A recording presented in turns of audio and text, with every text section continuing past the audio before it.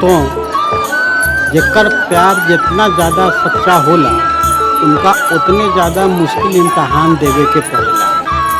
और आज रउआ लोगन के बतावत हमरा खुशी हो रहल बा कि विपिन शुक्ला जी के बेटी विनीता और सौरभ शुक्ला जी के बेटा बंटी शुक्ला अपन हर इम्तहान के बखूबी पास कैले बारन। और आज ई दोनों के शादी एवं वरमाला के अवसर पर अपन अपन आशीर्वाद के साथ रउआ लोगन उपस्थित भइल बानी। तो आई हम सब होखे वाला दूल्हा दुल्हन के स्वागत करें।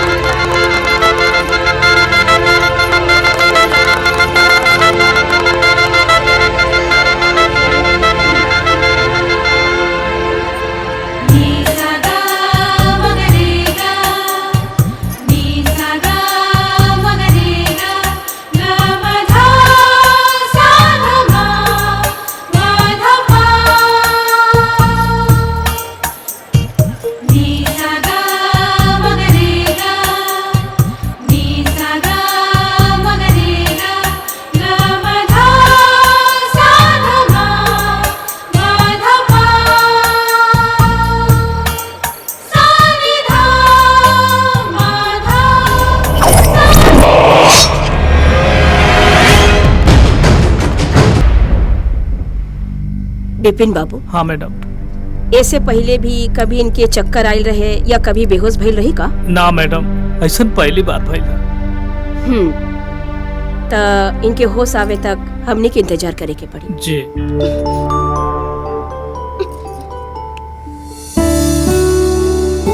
अरे आप उठने की कोशिश मत कीजिए, आप चक्कर खा के गिर गई थी इसलिए आपको यहाँ लाया गया है। चक्कर? हाँ। कैसन चक्कर? हम तो एकदम ठीक बानी। हाँ ठीक। ओकरा बावजूद भी हमरा के हॉस्पिटल में लेके आयल बानी। हम कहाँ बानी डॉक्टर? मैम आप पटना सिटी हॉस्पिटल में आई हैं। आप घर में चक्कर खाकर गिर गई थी और आप बेहोश हो गई थी मैम। हम बेहोश हो गए रहनी? Yes ma'am. तो रांची से रेफर करके हमरा के पटना ले आयल गइल बा? Yes ma'am. Miss Vinita, you are not a referred case. Okay? Vinita? I am not Vinita. I am Ritika. I am Ritika Thakur. I am all right. हम एकदम ठीक बानी।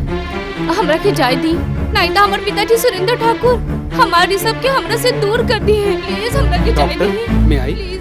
यस डॉक्टर, प्लीज हमरा के जाय दी। No miss Vinita, you are not all right. Nurse, इन्हें injection Valium 5 ml दे दो। इन्हें नींद की सख्त जरूरत है। नहीं। And please stop all the medication and call a psychiatrist. Okay? ना डॉक्टर, हमरा के जाय दी।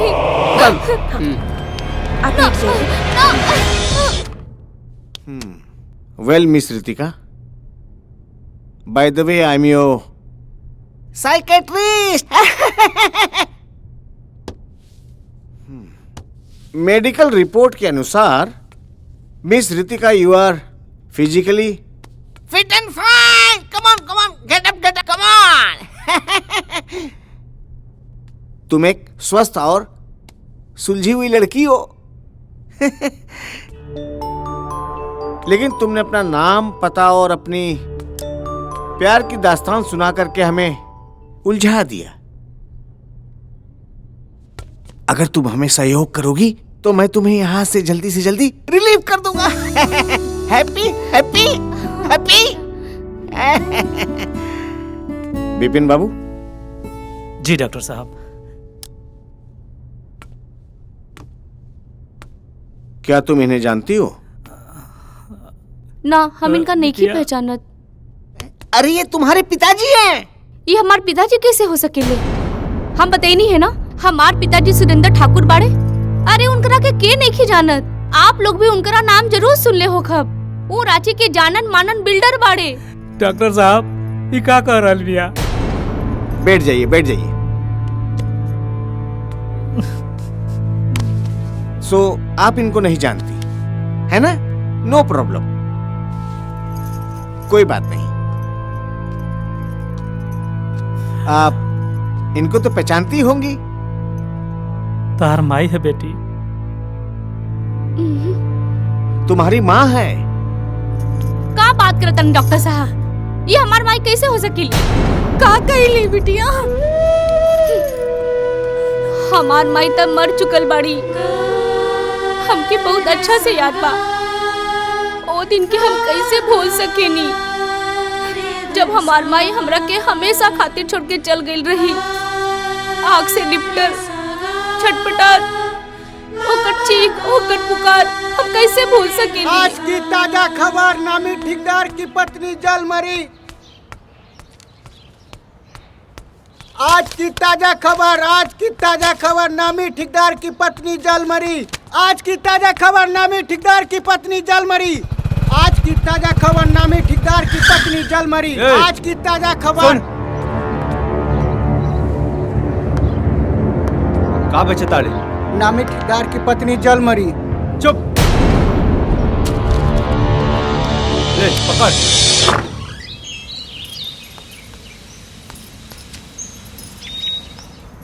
कहाँ बानी वकील साहब? कोर्ट के टाइम होता। पप्पा आ गए, पप्पा आ गए, पप्पा आ गए। नाश्ता ना करे के बाद 10 बज गई, बाद में हड़बड़ाए लगा। अरे हमरो मालूम हो कि 10 बज गए है, पर तोरे लाडला के नहलाइल भी तो जरूरी रहे। हमार लाडला ना, ई कहीं की राउर लाडला। हम ना नहा देती। हाँ बाकी रहुआ के तो ये बतावे के बाद कि मम्मी से ज्यादा पापा प्यार करेला। अरे ना ना ना ना, ऐसा कुछ ना हो। तोरा घर के काम करत करत 11 साढ़े 11 बज जाला। यही तो सोचली कि तोहर काम हल्का कर दे, ओसे नहला दे लिया। अरे वाह, इली राउर चाय, इली अखबार। चल बुको चल चल चल, इनका के तंग मत कर। चल चल चल। अब संभाली रहुआ। चल चाय भी गिरा।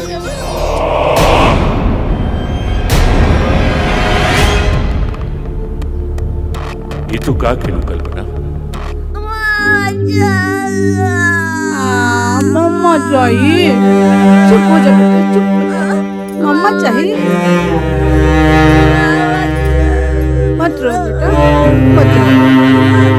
मम्मा चाहिए बेटा, मम्मा चाहिए। चुप कर बेटा, चुप कर।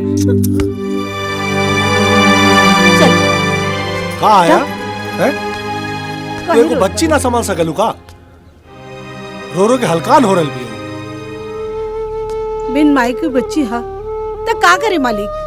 रोई न तो का करे? ले जाके चॉकलेट वाला दूध पियावे करा के। को बच्ची ना संभाल सके। जी मालिक। इंस्पेक्टर साहब, ठेकेदार साहब रहुआ के 1 लाख रुपया गिफ्ट के तौर पर देवे के कहले रहले। हाँ,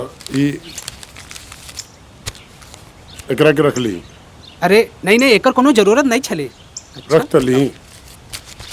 और सुरेंद्र ठाकुर जी के हम तो अपन देवता समान माने छिए। वो तो सबके देवता बाड़न। ला महाराज, रहुआ प्रणाम। कुछ खाइबे ना कहीं? सब पड़ल बा, दूध पड़ल बा, केला सब सेब। नहीं नहीं, असल में नाश्ता का के आइल रहे। अच्छा अच्छा। और ये लिफाफा भेट गेला ही ना, समझियो कि सब केस के रफा दफा भा जाता ही। और थाना जाए के है, इजाजत दे दियो। और डीएसपी साहब के हमार नमस्कार कहिए। ठीक है, ओकर कोनो चिंता न करियो। ठीक। शायद माजी आ गई।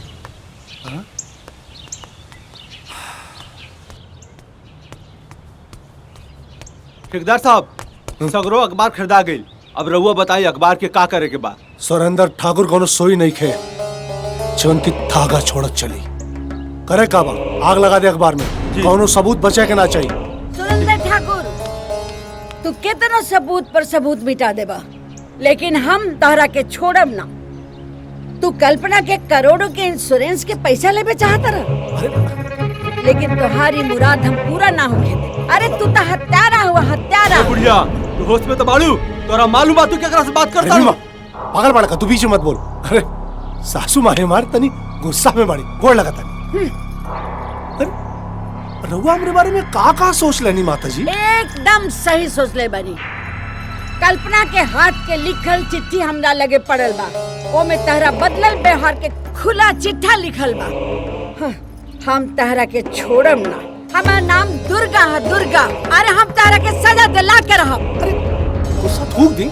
चलिए अंदर चल के चाय में पी चली। अरे छी, हम तहरा यहाँ चाय नहीं पियाए। अरे हम तो तहरा यहाँ थूकल भी ना जरूरी समझो। छी, बहुत गुस्सा में बात। चलो ड्राइवर। माँ जी, बुढ़िया पे नजर रख, कुछ गड़बड़ न करे पाओ। ठीक बा। माता जी, हमें का कर सकता नहीं। इत एगो हादसा बा। तारा जैसे क्रिमिनल के इतना बड़ा वकील अगर एकरे के हादसा कहता तो फिर न्याय कैसे हुई? ना बेटा ना, ये हादसा ना, हत्या हत्या। वो कबाबी शराबी के बदनीयत के नियत के सवाल बा।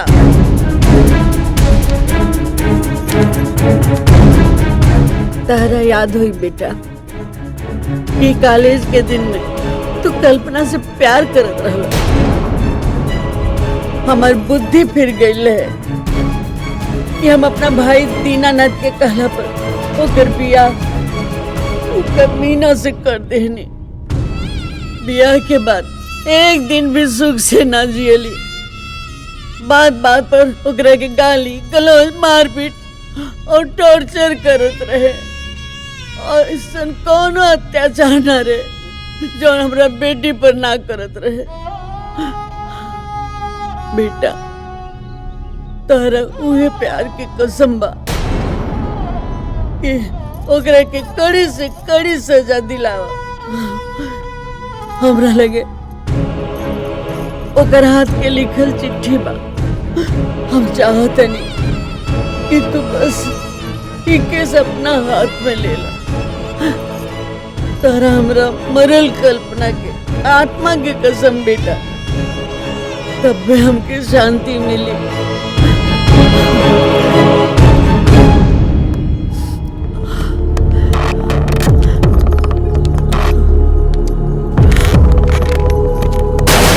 हमरा के सब बात पता हो गई तो आप निश्चिंत रहिए। हमरा के सब बात का अंदाजे न रहे और न सुरेंद्र ठाकुर के चरित्र का पता रहे। हम आपसे वादा करता नहीं कि केस हम खुद लड़े और अपराधी के कड़ी से कड़ी सजा दिला के रहे। ये बालू वाला क्या? बालू वाले के इतना पैसा कह दिया गई? माल आ गई तो देवही के पड़ी ना। पूरा पेमेंट हो चुका? हाँ हो गई। ठीक, आगे। ये डीलर के सर जी, डीलर माता जी तो एडवोकेट सत्यपाल सिंह के यहाँ पहुँच गई ना।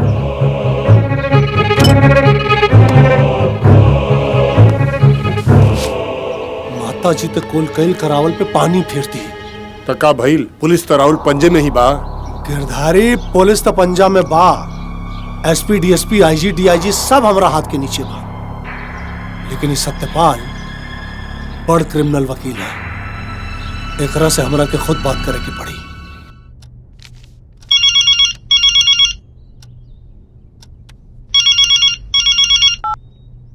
हेलो। हाँ वकील साहब, हम सुरेंद्र ठाकुर बिल्डर बोल रहल बानी।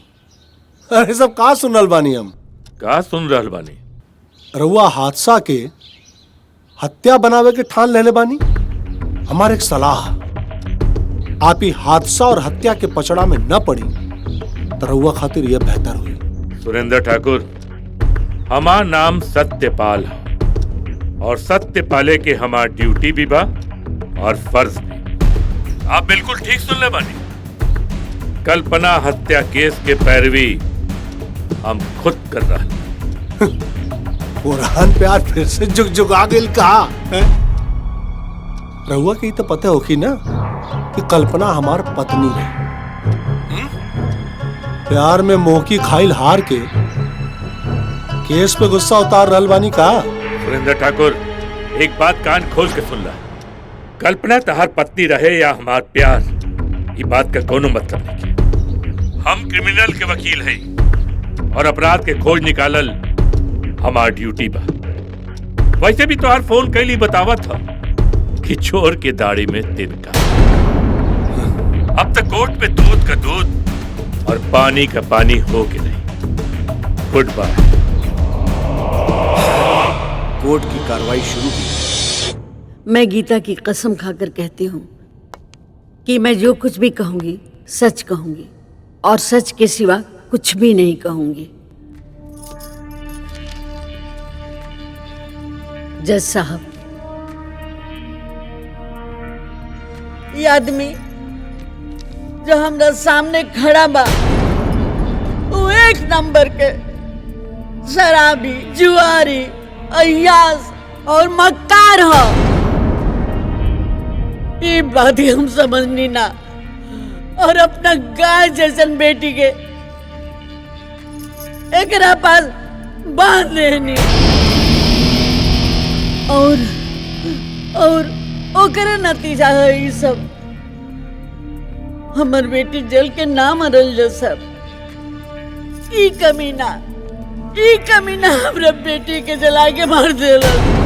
आई ऑब्जेक्ट योर ऑनर। उदय हमार क्लाइंट पर कीचड़ उछाल रहल बारन। With your permission sir. Permission granted.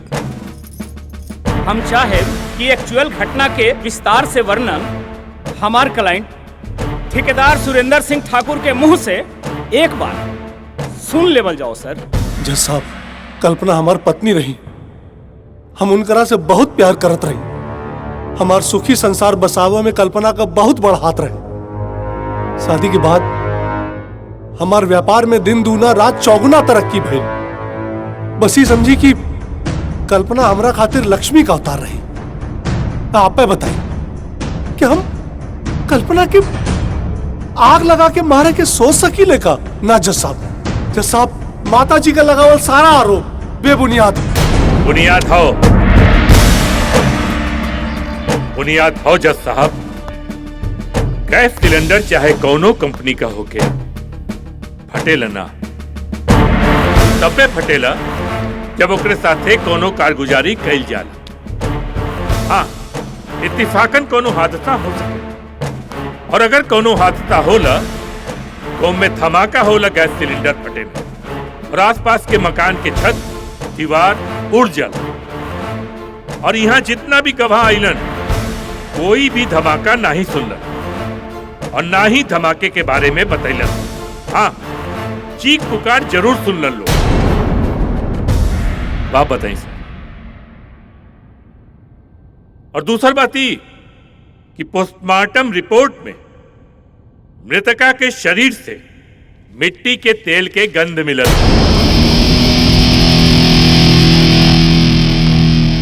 ये रही रिपोर्ट। ये लिए। अरे जज साहब, दरअसल कल्पना उस दिन स्टोव पे खाना बनावत रही। अच्छा, तो स्टोव भी बड़े शांति से बिना धमाका के फट गई। Order order order. Now the picture is very clear sir. ना तो गैस सिलेंडर फटल रहे और ना ही कोई स्टोव। दरअसल इनके पत्नी के नामे एगो 3 करोड़ का पॉलिसी रहे छे की उनकरा के मार के हड़पे के चाहत रहा और साथे साथे गैस सिलेंडर के कंपनी पर दावा करके वो भी रकम इकट्ठे के चाहत रहा और साथे साथे अपने बीबी से छुटकारा भी पा लिया। जैसन की माँ जी का कहना। That's all. सारे पक्ष विपक्ष के वकील एवं गवाहों के बयानात सुनने के बाद यह अदालत इस नतीजे पर पहुंची है कि ठेकेदार सुरेंद्र ठाकुर को गुनहगार मानती है एवं दफा 302 के तहत उम्र कैद की बामुशक्कत सजा सुनाती है।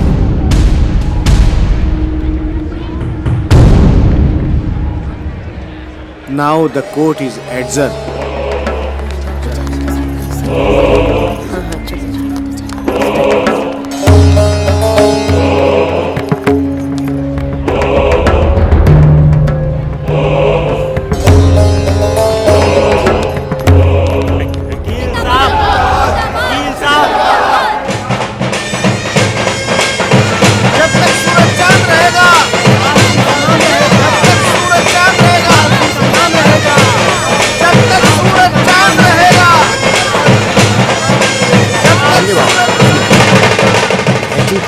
विधायक जी, अरे 2020 से ना रउआ समझी कि 2025 पक्का बा।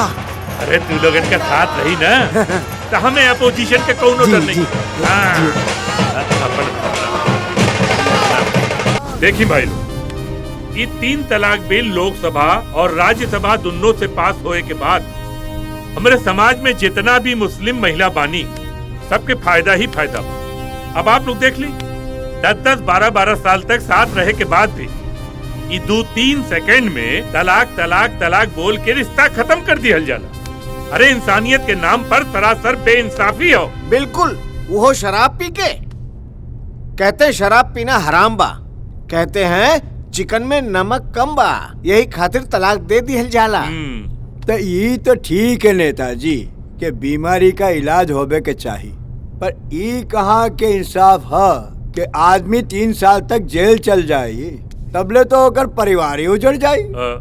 आप ठीक से समझ लेना शम्स भाई, तलाक और जेल के बीच में एगो प्रावधान बा। ई बीच में अगर मियाँ बीवी में सुलह हो जाला तब मजिस्ट्रेट के सामने जाके एगो हलफनामा दे सकेला, तब जेल जाए से बच जाइबा। अरे सरकार की नियत एकदम साफ बा। ई आनन फानन में जौन तलाक दियल जाला ना, ए पर एगो अंकुश लगावे के हो। मुस्लिम समाज में जौन कुरीति चलत हो ना, ओके खत्म करे का मंशा हो और कुछ नहीं। एक मिनट, दिल्ली से फोन हो तनी हम आवत। जी सर। ना अंदर आवाज ठीक न मिलत रहे जी। ना यहाँ सब ठीक है, बस कुछ मौलवी लोग कुछ विरोध करत रहलन। बाकी मोहिद्दीन नगर के सब मुस्लिम महिला लोग ना बहुत खुश बाड़े सर। जी ना ठीक हो सर। अच्छा प्रणाम सर। इली बरसाती हनुमान मंदिर गए रही। अरे राम राम, आज मंगलवार हो, तब तो हमरा जल्दी जाए के पड़ी। अच्छा ऋषभ कॉलेज गए की ना? अरे हमरा के क्या पता, हम तो मीटिंग में रही, जाके देख ले। म्यूजिक बजत ई लड़का के तो टाइम के ख्याले नहीं थे।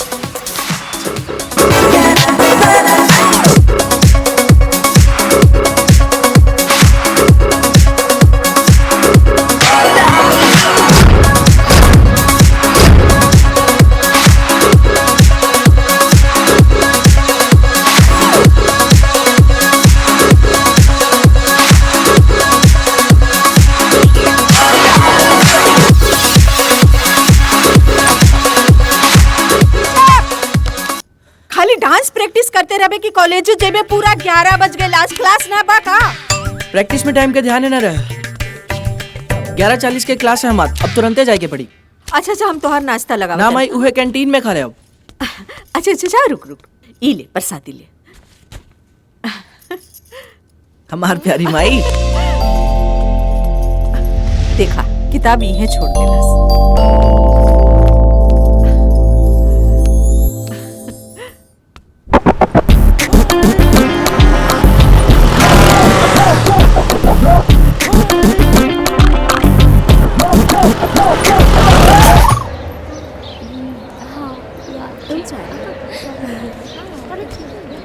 हे गाइस, तुम्हें पता है मैनेजमेंट ने आदेश जारी किया है कि इस महीने 25, 26, 27, 28 को प्रतियोगिता होगी, जिसमें पार्टिसिपेट करने वाले को स्टूडेंट ऑफ द ईयर का ताज दिया जाएगा।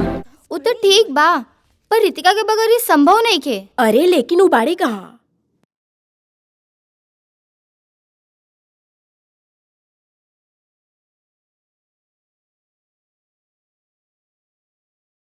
फिर तो बहुत मजा आएगा। सही बोल रही है यार। हाय रीमा, हाय। आज फिर तू लेट कर दुलू ना, कितना बजल मालूम है? सॉरी यार, इतना ट्रैफिक रहे कि का बताई। अच्छा छोड़ा, इस साल के कंपटीशन के अनाउंसमेंट हो गइल बा, जेमे हम सब भाग लेता नहीं, और तो के ओमे लीडरशिप एक्सेप्ट करे बा। ओके वो सब तो ठीक बा, लेकिन अगर तोहलो के साथ रही तो मिलाओ जहाज। जरूर आवाजा। रोकी भाई, स्टूडेंट ऑफ द ईयर के कंपटीशन होके वाला बा, और ई कंपटीशन में हमनी भाग लेम कि ना? ससुर हम भाग ले खातिर कॉलेज में पढ़िला, हम तो पढ़िला लइकन के भाग बदले खातिर। का भाग? अरे क्या बात कर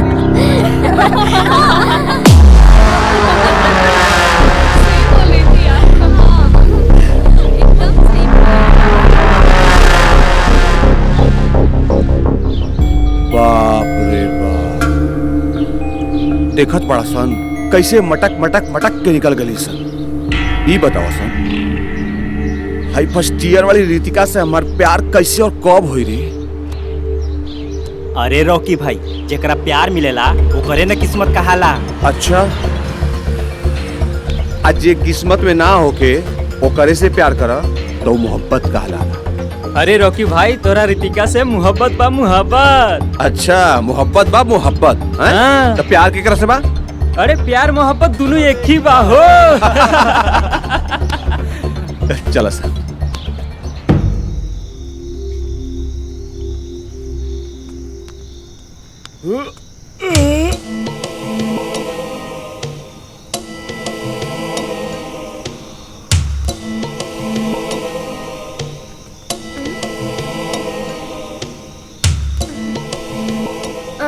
भूमिका आ जाए।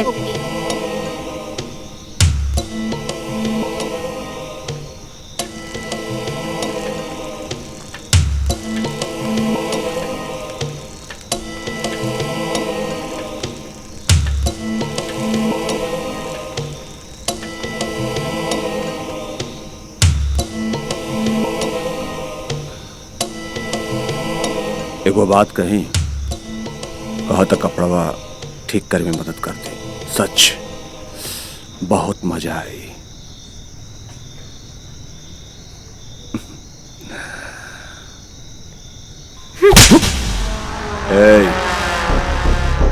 ई कलाई जौन बाना चूड़ी और कंगन पहने का दिल ना, घूसा और तमाचा मारे का दिल ना। जिम करे के ई मतलब ना हो कि केहू पे हाथ उठा दे। बाय द वे ऋषभ हमार नाम। ऋषभ कौन ऋतिक रोशन ना। ठीक है ऋतिक रोशन ना हो, अभी कॉलेज में नहीं भी है। ई बारे रॉकी हेलो जान जाए पो। हाँ मुझसे दोस्ती करोगी? अरे काहे की दोस्ती, कहो ना प्यार है।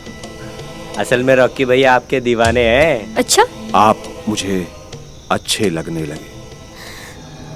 मैं प्रेम की दीवानी नहीं हूँ और तोनी के इतना गुमान बा अपन मर्दानगी पे ना, तो एकर फैसला जल्दी हो जाए स्टूडेंट ऑफ द ईयर के कंपटीशन में। समझ में आई मिस्टर ऋतिक रोशन उर्फ ऋषभ, ये हमार चैलेंज बा।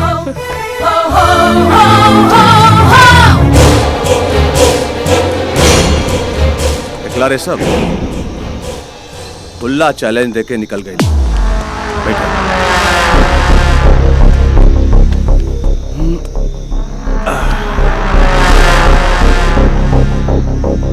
नारियल देखला कैसन होता, सख्त ऊपर से, पर ओकरा के छिलला तोड़ला पर का होला नरम मुलायम। लेकिन देख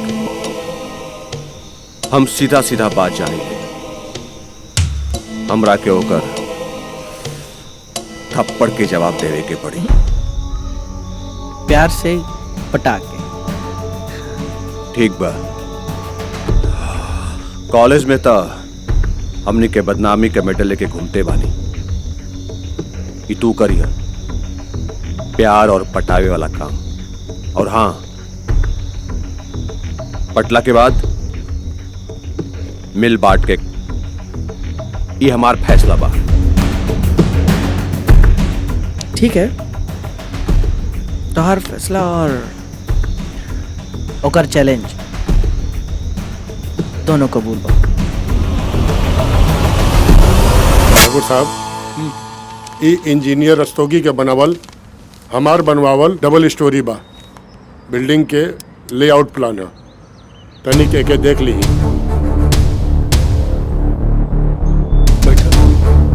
जी अरे हमरे बगल वाली कुर्सी पे बैठा। लेकिन गिरधारी बैठा चुपचाप।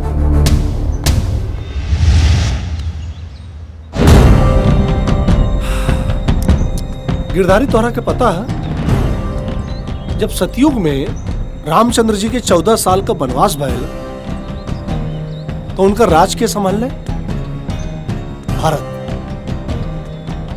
राजगद्दी पे रामचंद्र जी का खड़ाऊ रख के और अपने अलगा बैठ के भारत राज चला। और आज ये कलयुग में हमारा बिजनेस के दिन दुगना रात चौगुना तरक्की तोहरा वजह से भइल। जब हम 14 साल जेल में रहने, यहां तक कि हमरा बेटी रितिका के पता तक ना चला कि हम जेल में बानी। सबके ये लगल कि हम विदेश गए बानी। जब आज तोहरा वजह से हमारे बिजनेस इतना तरक्की कर गई, तो आज हमरा से कहता रहा कि हम बिल्डिंग का प्लान देख ली ना। हम काहे देखी? जब यहां तक बिजनेस की तू लेके आयल बाड़ा, तब तू ही संभाला। हमरा के बस ये बतावा कि साइन कहाँ करेंगे? मालिक रहुआ तो धन्य है, धन्य है मालिक। हम तो ढेर सारा शॉपिंग करब आया बाकी भाई। से कौनो चीज का टेंशन नहीं। हम आई। हमरा के बस बताओ कि Ready, जैसे I'm ready. बिटिया आई। ओह, लुकिंग सो क्यूट। हाँ मैनेजर साहब जी, हम रितु के साथ मार्केट जा रहे बानी। दरअसल इनके कॉलेज में कंपटीशन बा और हमरा के इनकर फरमाइश पूरा करेंगे। हाँ? आप चेक रेडी रखिए, हम आके साइन करें। ठीक है? ठीक है। आया माँ, तुम साथ चला। रितु खाते ठीक रही। हाँ चला ना।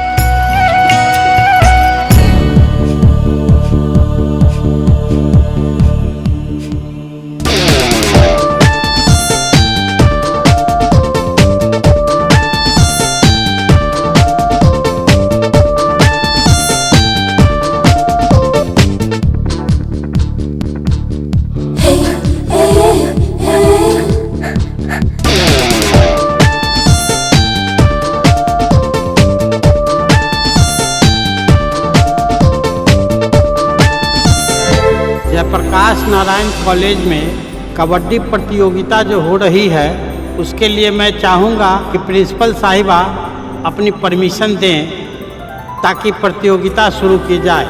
मैडम जी धन्यवाद सर।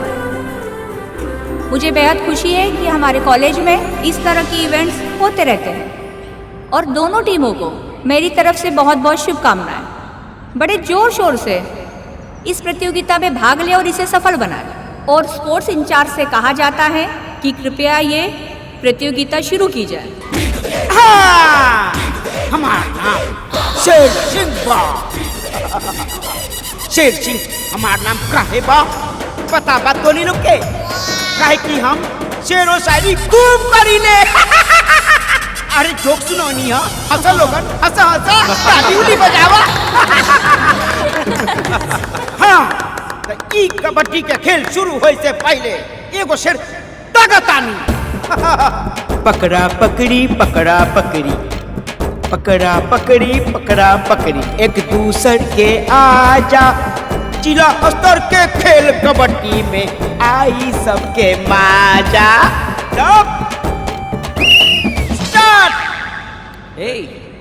जाना भी चलो चलो पकड़ लिया, चोरिया मत।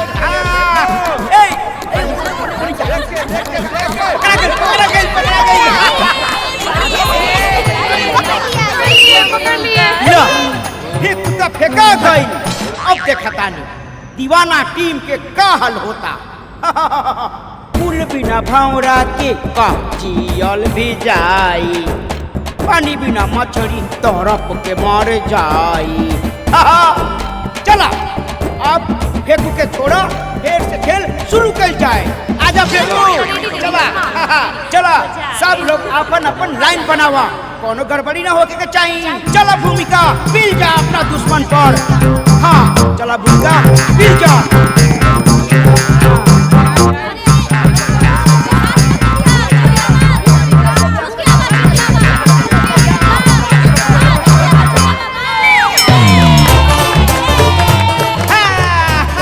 अभी हाल बा दीवाना टीम 2 पॉइंट से पीछे बा। तोरा से राजी नरे नगिनिया, तोरा से राजी ना कि हमके पॉइंट बिना तरसौले नगिनिया, तोरा से राजी ना। हाँ जब कोई बात बिगड़ जाए, जब कोई मुश्किल पड़ जाए, तब रॉकी सामने आए। अब रॉकी आ रहल बा नगिनिया सबके हरावे खातिर। जा रॉकी घुस जा नगिनिया सबके टीम में, छोड़िया मत। अब रॉकी का कर रहल बा ई देखे के पड़ी।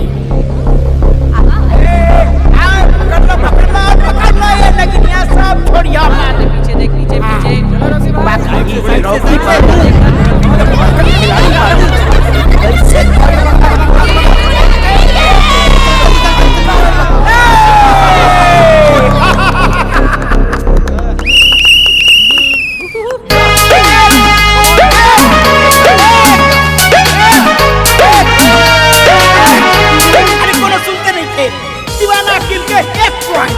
1 पॉइंट।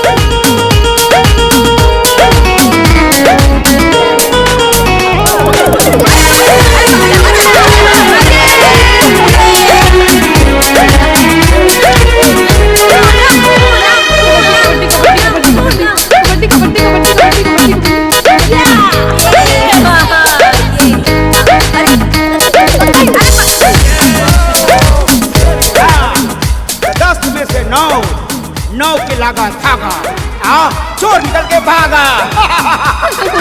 मतलब 9 पॉइंट दीवाना के, 9 पॉइंट परवाना के। ना तोहर ना तोनी के ऐसे हम तो तोहर आशिक नहीं सदियों पुराना, चाहे तू मानो चाहे न माना। अनु ई बेर रितिका और ऋषभ के बीच में संभाल के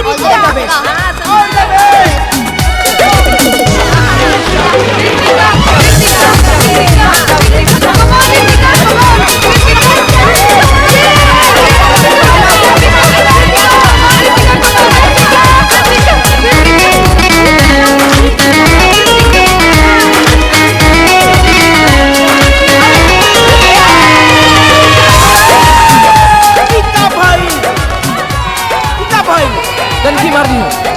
कनकी मारना का ये उधर कनकी मारती तू हाथी बा बिटिया बस अबला अबला न बूझ रे, अबला न बूझ रे। आइल नए का जमाना सोच भाई सोच रे, सोच भाई सोच रे।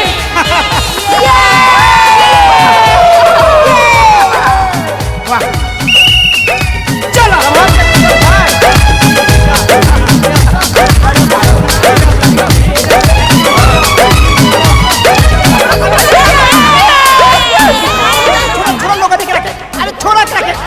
छोड़ो। अरे हमरा के भी छोड़ो। अरे हमरा के ना छोड़ो। अरे बाप रे।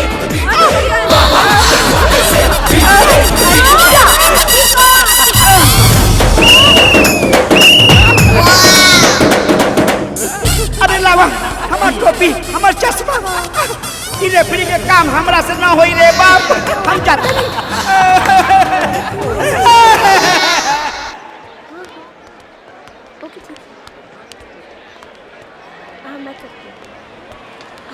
क्लास में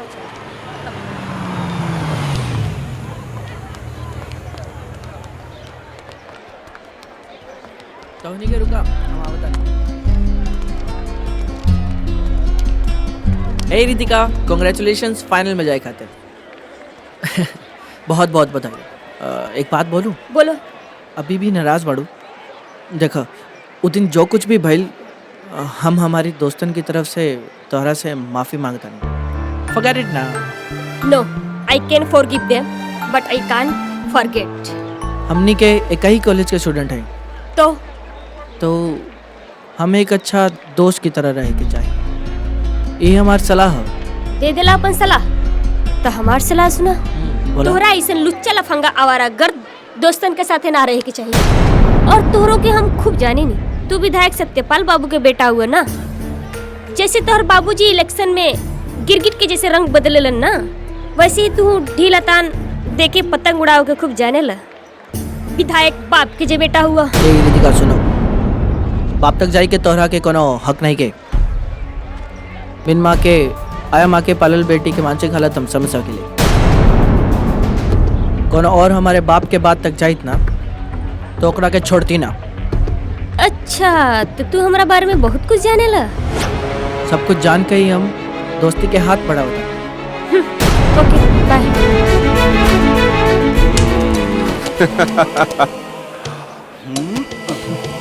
देखला रिशु, ये लड़की का गुरूर आए सरफरी लेके ऐसे ना माने। तो कैसे? कुछ न कुछ उपाय करे के पड़ी। अरे रॉकी भाई इतना उतावला काहे के होत बाड़ा? अरे ये पटी भी या बटी भी। अरे अभी फाइनल राउंड तो बाकी है बा। अब हम अपने कार्यक्रम की तरफ बढ़ते हैं। इस युगल गीत प्रतियोगिता में दोनों पक्षों की भागीदारी बराबर की रही। हमारा अगला राउंड है सोलो डांस राउंड। तो हमारे सामने आ रही हैं miss Ritika. Give a big hand. जोरदार तालियों से इनकी स्वागत की जाए।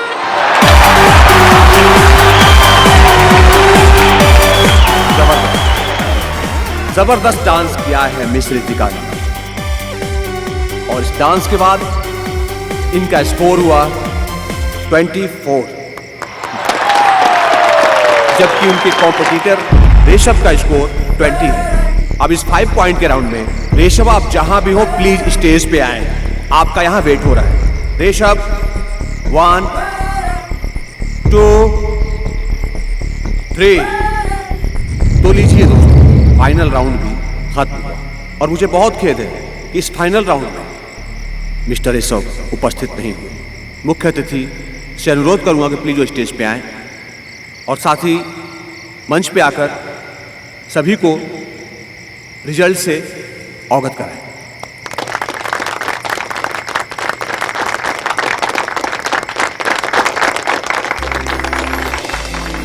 अब मैं चाहूंगा कि मुख्य अतिथि के साथ हमारी प्रिंसिपल महोदया भी साथ में आए। आइए please give a big hand, जोरदार तालियों से स्वागत किया जाए। मैम। जी शुक्रिया। जी धन्यवाद।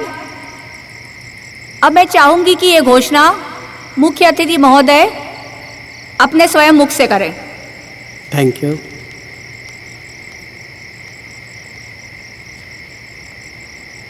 मित्रों, हर वर्ष की तरह प्रतियोगिता को निष्ठा से निभाते हुए इस साल का स्टूडेंट ऑफ द ईयर का खिताब जाता है मिस रितिका को।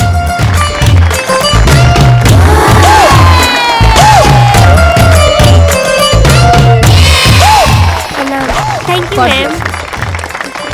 मिस रितिका, बधाई। थैंक यू सर।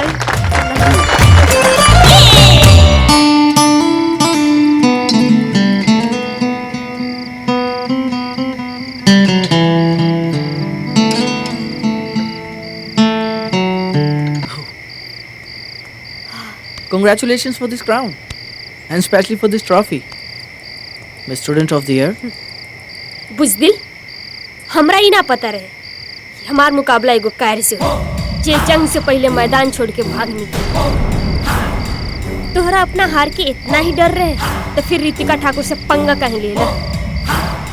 कहीं तो इतना सोच लेला कि तोहरा मन छोड़ के चल गईला के बाद मुकाबला रद्द हो जाए। हमरा तो ये लगा था कि तोरा अच्छी तरह से मालूम रहे कि हमार सोलो डांस तोरा पे भारी पड़ी। Anyway, finally mister Rishabh, I am winner. You are loser. Yes, you are loser.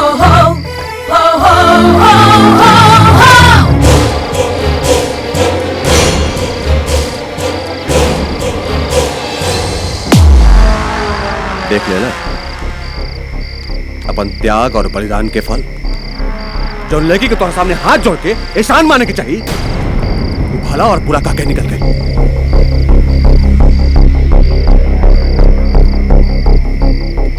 Rocky,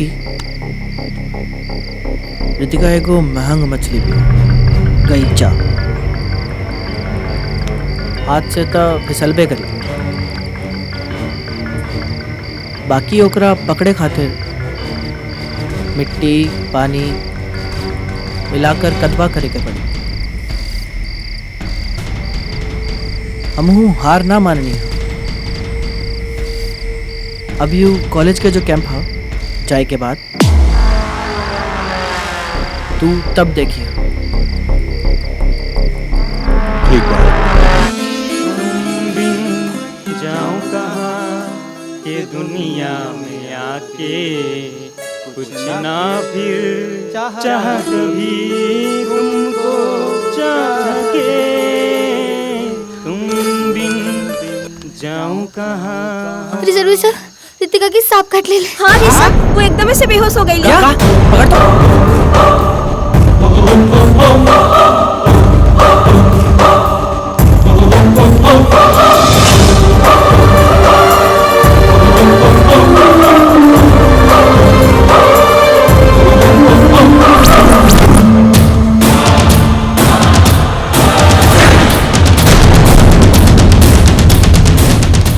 ठीक है,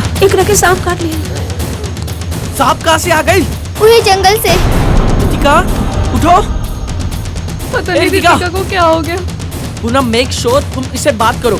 देखना सोई नहीं। प्लीज उठो। बात करो इससे। फेंको। रितिका उठो। तू खाता ना खैनी तेरा खैनी दे। एक मिनट मत करो जल्दी प्लीज। दे। ये लो खैनी। प्लीज उठो ना रितिका। रितिका हमसे एक बार बात तो करो प्लीज। रितिका उठो ना प्लीज।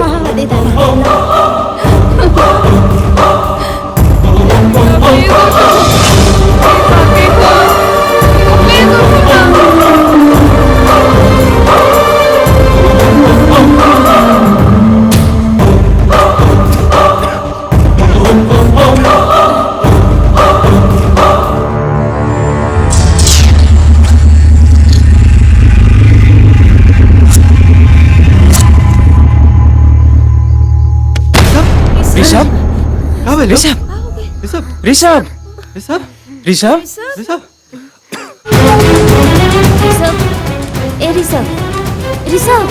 हे ऋषभ कुछ बोला ना। हे ऋषभ कुछ तो बोला।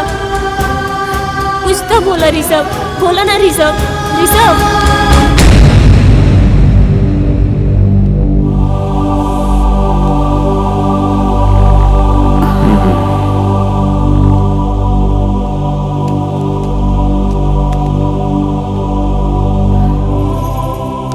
आपन देश में 550 तरह के सांप बा, जेमे से 10 ऐसन तरह के बा जेकरा काटला के वजह से आदमी के जान जा सकेला। ओमे से एगो करैत होला। उ बचिया के तो जान बचिए गइल बा ऋषभ के होशियारी के वजह से, और वह विष के वजह से ऋषभ भी बेहोश हो गइल बा। खतरा के कोनो बात नहीं खे। खतरा से बाहर बारे ऋषभ, और हम दवाई सब दे दिले बानी। कुछ दिन आराम करी है तो ठीक हो जाइए। Thank you doctor. अच्छा प्रणाम प्रणाम।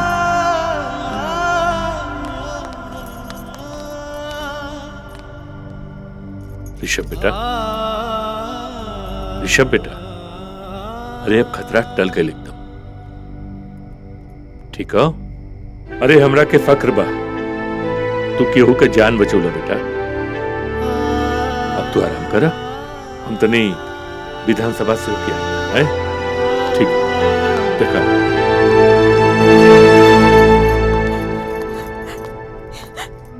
ये बेटा तुम ठीक पड़ा ना? अरे माई हम तो बिल्कुल ठीक बानी। हम तो बहुत घबरा गए रानी, बाकी भगवान के बहुत बहुत धन्यवाद कि तू ठीक पड़ा। अच्छा बेटा तू आराम करा, हम भगवान के शुक्रिया अदा करके आवतानी। हाँ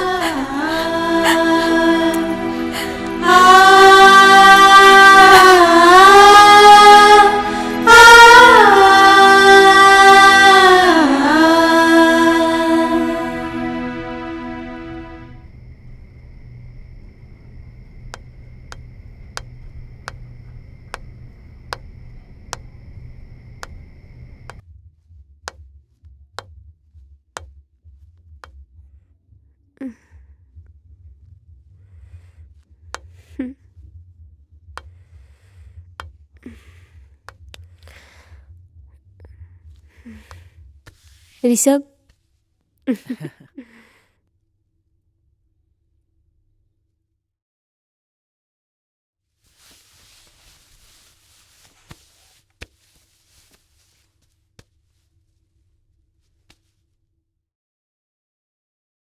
समझा तो कुछ और रही, पर फिर भी दूरी ना रखला। चिराग जलावे के बजाय उंगली चला लेला। खैर किसन बड़ा बेटर, पहले से बेहतर। जान बचावे के एहसान कैसे उतारब? रहता उधार रहता।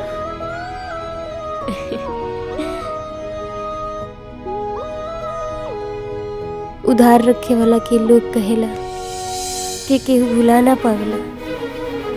हम तो के समझे में काफी देर कर देनी, but I love you. I really love you.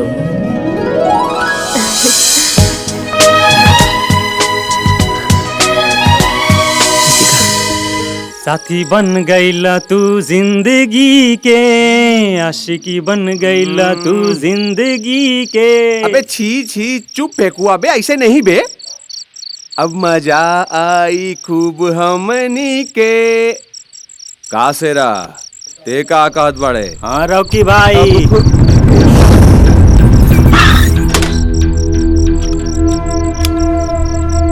का हो ऋषु, ये अखिया चुरा के कहाँ जात बाड़ा? ये हॉस्टल में हमारा दोस्त बा, ये किताब लौटा देगा। अरे लौट जाई लौट जाई। हमनी के अमानत कब लौटाई बा? अमानत कैसे न माना? वाह, अभी यो कुल बतावे के पड़ी। अरे वो है रितिका, कहिया लेके आवत बड़ा? आ कहाँ लेके आईबा? दरिया किनारे कि पहाड़ी वाला बंगला पर? एक बात कहीं यार, अब बर्दाश्त नहीं के होत। रॉकी मेरे भाई, रितिका एक अच्छी लड़की भी है। अरे हाँ, कब कहता नहीं खराब लड़की भी है। हमार कहे का मतलब ये बात। ओके लेट्स मेक इट क्लियर। ठीक बा कि रितिका के पीछे तू सब लगाईला हमरा, और हम दिलो जान से ओकरा पीछे भी लग गई नहीं। हम ओकरा के चाहे के नाटक करते करते हम ओके सचमुच चाहे लगनी। अब तू ही बतावा कि हम अब आगे कुछ बतावला का जरूरत नहीं के, हम सब समझ गए कि अभी काम तोरा से ना हुई। खैर कौनो बात नहीं के, हम यह चाहत रही हैं कि चांद में लगल दाग वाली बात कानो कान केहू के खबर ना होके। खैर इंतजार का घड़ी समाप्त हो गई। अब लागता हमरा के फार्मूला नंबर 44 अपनावे ही के पड़ी। एक काम करो, जा तू जा, जाके किताब लौटा दो। जा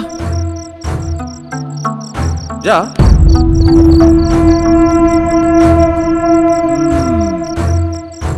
अब मजा आई हमनी के, अब मजा आई।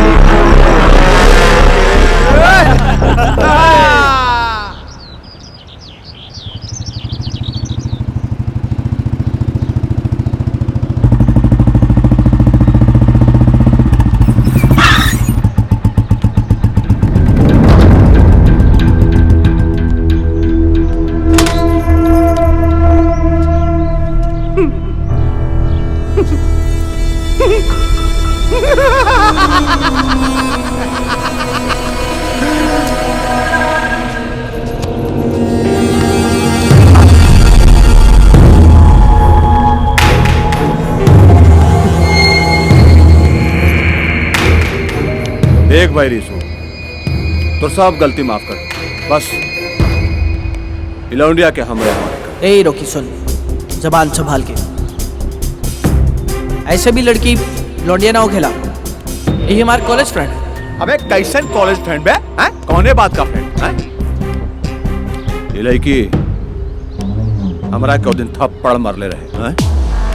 और ये थप्पड़ का जवाब एकर इज्जत उतार के ले। और रहल बात हमनी का फ्रेंडशिप का, तो ते हमनी के साथ आज कारे छोरी हैं? एकर बाँ के पीछे काहे लुकात पड़े? ए रोकी, छोड़ दे एकरा के। ले छोड़ दे।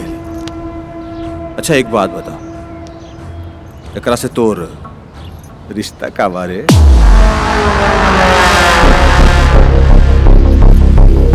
का रिश्ता बा तोहार? बतावा हमार दोस्त। अरे चुप का है बड़े, बोल का रिश्ता बा? तू सब जाने के चाहता रहा ना, ये हमार के लगतिया? तो सुन, ये हमार प्यार है, चाहत हो, और हमनी के एक दूसरे से मोहब्बत है। और रहल बात रिश्ता के,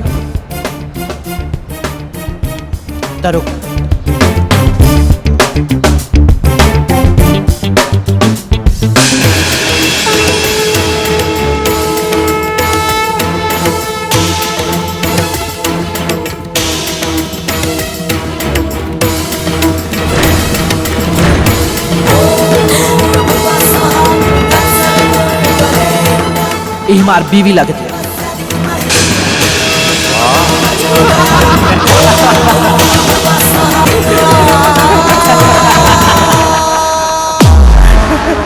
का बात, न बाजा न गाजा न बराती न मंडप, बिन फेरे हम तेरे। ऐसन शादी हम ना माने। चल चुपचाप एकरा के हमरे हवाले कर दे। बीवी के रिश्ता बतैला के बाद भी तू कहता रहा एके तोरे हवाले कर दी। कैसा नीच बड़ा तू। तकाव है। एकर मतलब तू हमार दोस्त ना दुश्मन बड़ा।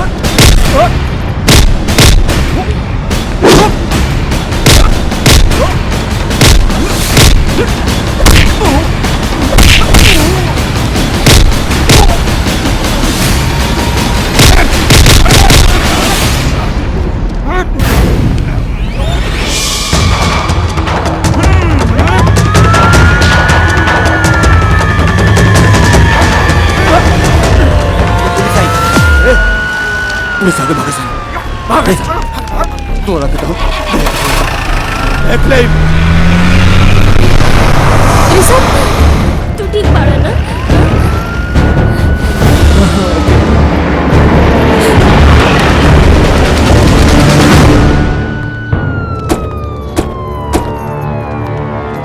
का भाई ये लोग आपस में झगड़त रहलन और चारों गुंडन भाग गए। के रहले चारों? हमार कॉलेज के दोस्त कहने गए और उधर शर्मा जी। जी सर। बहुत दूर ना गए हैं कुछ, पकड़ के उन्हें जहाँ भी हो तुरंत लेके आओ। जी सर। और आप दोनों लोगों के टाउन थाना चले के पड़ी। लेकिन सर देखिए ऐसा कोनो भी तरह के वारदात होला ना वकरा खातिर थाना जाए के पड़ेला। चली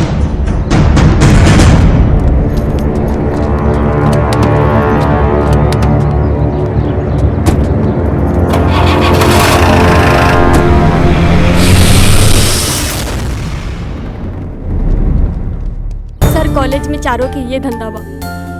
नया नया आल लेकिन कुल के छड़कानी करेला सो वो तो बीच में रिसब आ गईले।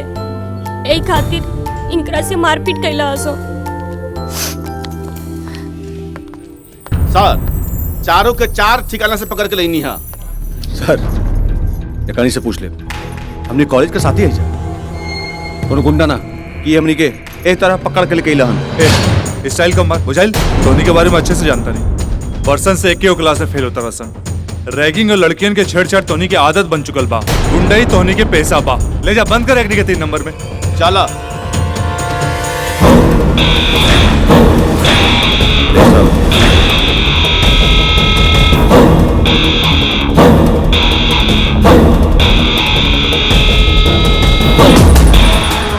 तोर दोस्ती में ही बेईमानी हमरा के याद रही। अरे चल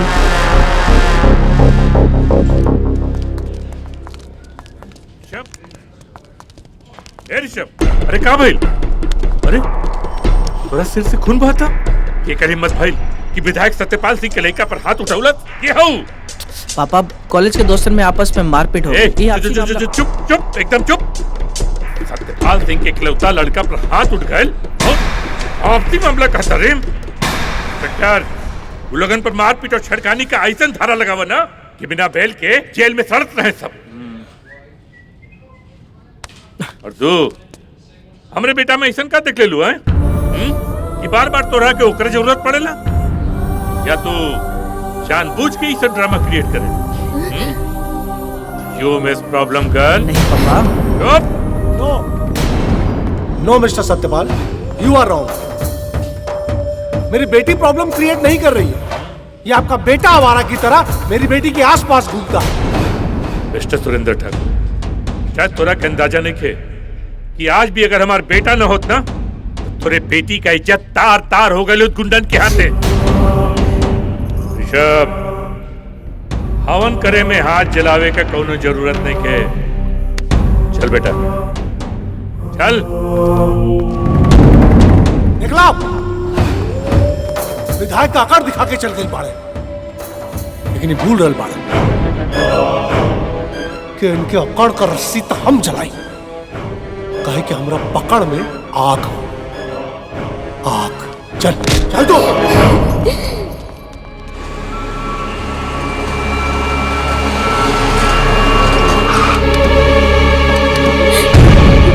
बाहर निकल।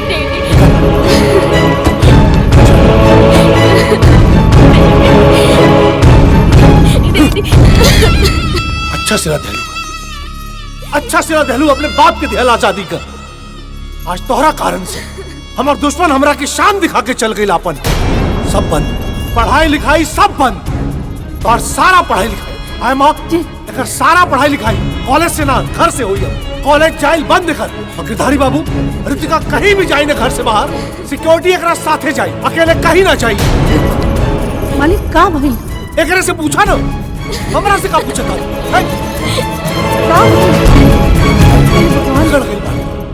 बाप की आजादी के ही सिला दे दी।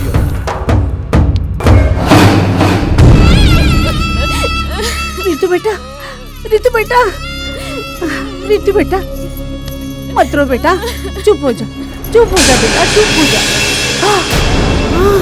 हाय राम, हाय राम, ये का कहले तू? ये का कहले? हाय राम।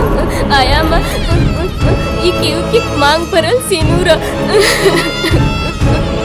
बेटा एकरा को बोलता न तो बात की बहु बात हो जाई। आया माँ, एक हम कैसे पोस दी? सिनूर तो एगो सुहागन के सुहाग होला ना। आया माँ, हमरा प्रेम के भी अजब कहानी हो गई। अबे तो उनकरा के पैबो न कहनी और बिछड़े के डर समा गइल बा।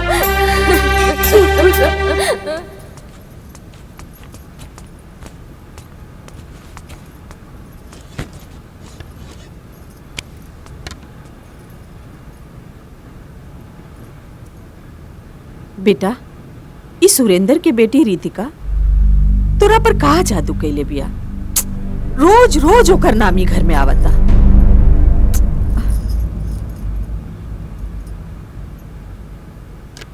ए रिशु, वो तोरा बहुते पसंद बिया का? कहाँ माई, जाने तारू फिर भी अनजान बने तारू, हमरा के परेशान कर तारू। अब पूछो तारू, तारा के पसंद बिया का? ए माई, जवाब जान के भी सवाल कर तारू। टाइम हो गई, हम जाता नहीं। अरे खा के तो जा ना माई।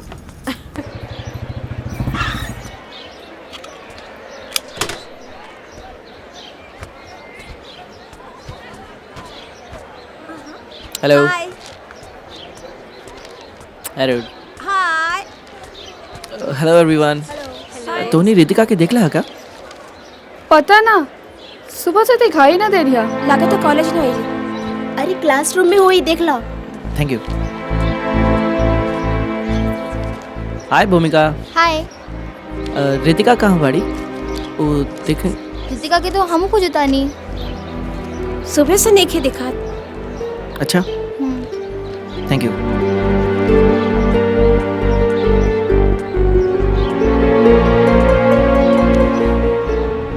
न जाने रूठ के बैठल दिल के चैन कहाँ, केहू मिले तब भेजी अपन सलाम।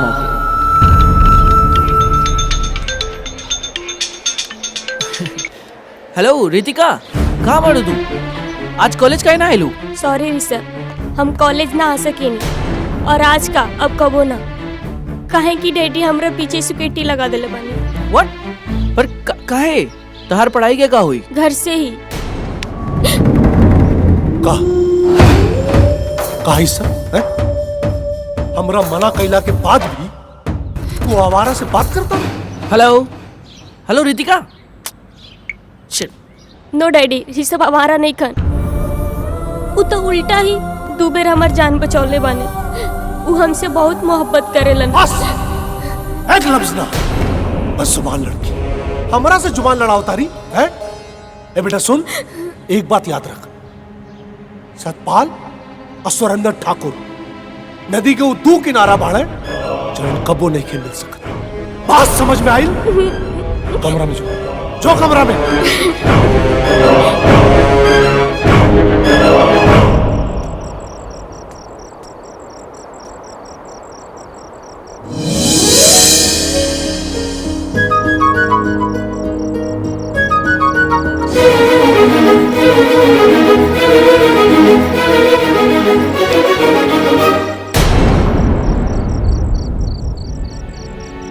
तोहरे नाम के चूड़ी पहिरब, तोहरे नाम के कंगना, डोली जाई तोहरे अंगना, डोली जाई तोहरे अंगना।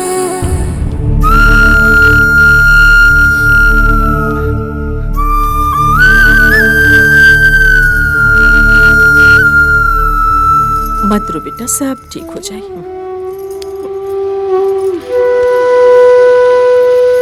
ये बेटा सब ठीक हो जाए, चुप हो जा, मत रो।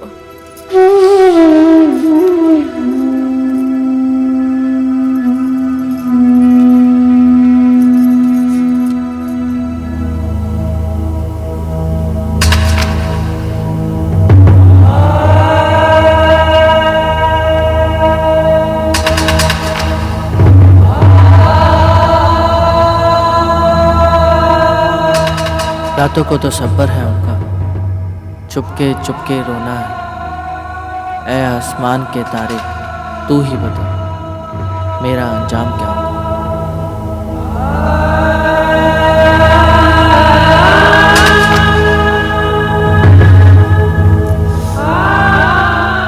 ना, हम ए तरह घुट घुट के ना जी सकीला।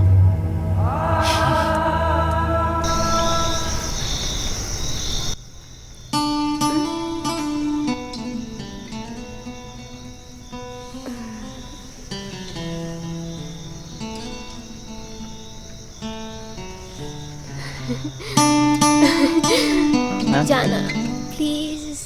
ना, हम ना जाए। प्लीज ना जाए हम। प्लीज ना ना।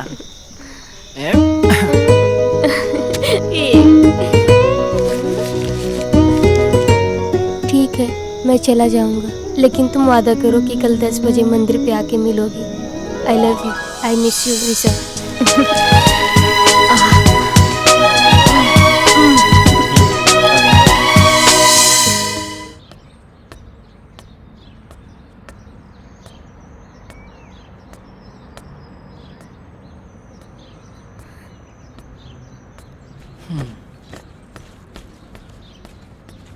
ऋषभ, ऋषभ, अब हम तोरा बिना ना रह सकेंगे। I love you Rishabh, I love you. हम अपना जान पे खेल के वो घर के छोड़ आयल बानी। अब हम वो घर में दोबारा ना जाए। कुछ कर ऋषभ, कुछ कर। रिलैक्स रितिका, ए तू का कहता रो? हम तोहरा के छोड़ दे। अब ई जन्म में तो हमके कोई जुदा ना कर सके। हम वो फैसला करके आई नहीं हाँ कि नफरत से भरल दुनिया के छोड़ के एगो अलग दुनिया बनाई जाए, जेकरा में खाली प्यार ही प्यार होगी और कुछ ना। ऐसे ना, पहले तू वादा कर कि तू हमके रुलाई बना। हालात कुछ भी होगी तू हमके भुलाई बना। हम वादा कर रहे हैं हम अपन आँखी में छुपा के रखो तो और फिर केहू के ना दिखाई। तू सच कहा तड़ा और का चला आवा।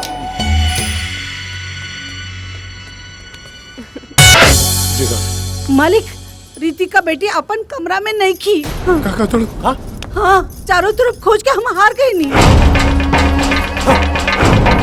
न जाने कहाँ चल गए। रितु बेटी, रितु, रितु, बेटी रितु कहाँ बड़ो?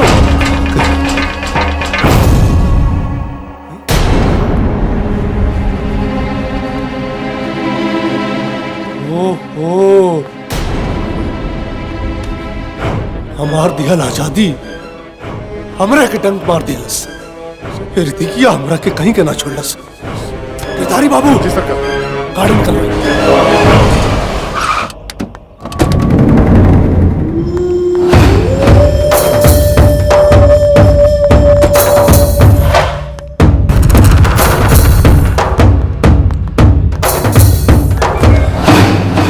बोली ठेकेदार साहब का बात बा? इंस्पेक्टर साहब हमरा के विधायक सत्यपाल के बेटा ऋषभ के खिलाफ एफआईआर दर्ज करावे के बाद वो कमीना हमार नाबालिग बेटी के किडनैप करके ले गई बा।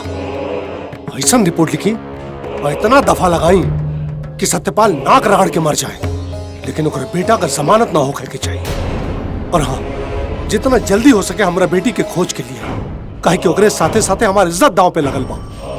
और हाँ, हम जल्द से जल्द सत्यपाल के बेटा के सलाखन के पीछे देखल चाहता। इंस्पेक्टर साहब रउआ खातिर इहे गो मौका बा। दिखा दी कि खादी और खाकी में कैसन फर्क होला। हेलो हेलो विधायक जी, हम थाना से इंस्पेक्टर आदित्य मोहन। हाँ इंस्पेक्टर सत्यपाल बोला था नहीं। नमस्कार, बोला। बतावे के रलक है कि आपके बेटा के खिलाफ सुरेंद्र चौधरी एफआईआर दर्ज करा के गई बड़े, और ये एफआईआर उनकर लड़की के किडनैपिंग के मामला के है, और ये मामला नाबालिग लड़की के किडनैपिंग के है। पुलिस के वर्दी के पावर तरुआ के पते बा, एकरा की इंक्वायरी खातिर इंफॉर्मेशन समझे में। हमरा मालूम बा कि तोरे वर्दी में कितना पावर बा, तोरा के जौन इंक्वायरी करे के होके ना कर ला। हम एक बार कह देनी कि ऋषभ यहाँ नहीं खे, नहीं खे। हमरा के वर्दी का रौब दिखा बता, हमरा के उतू कौड़ी के इंस्पेक्टर। केकर फोन रहे कि इतना तमतमाइल बानी? इंस्पेक्टर का फोन रहे, तेरे बेटा का कारनामा सुनावत रहे कि सुरेंद्र के लड़की के लेके भाग गई बा। अच्छा, तब हमार बेटा हो गई राउर कुछ हो ना। बचपने से कहत रही कि इतना चढ़ाई ना, माई के काम माई के करे दी, बाप करी तो बिगड़िए जाए ना। जाई अब खोजवाई अपन चेला चपाटी से हमार बेटा की।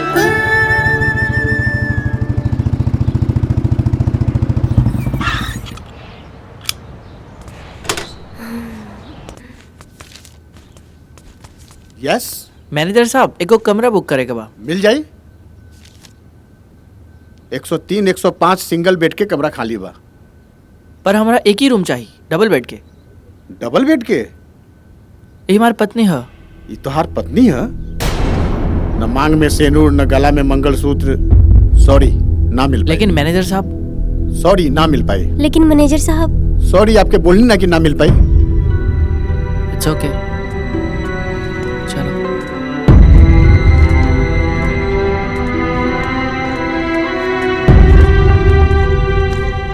अब का हुई ऋषभ, कोनो गेस्ट हाउस कमरा देवे की तैयारी ना होता? देखो ना शाम हो जाता।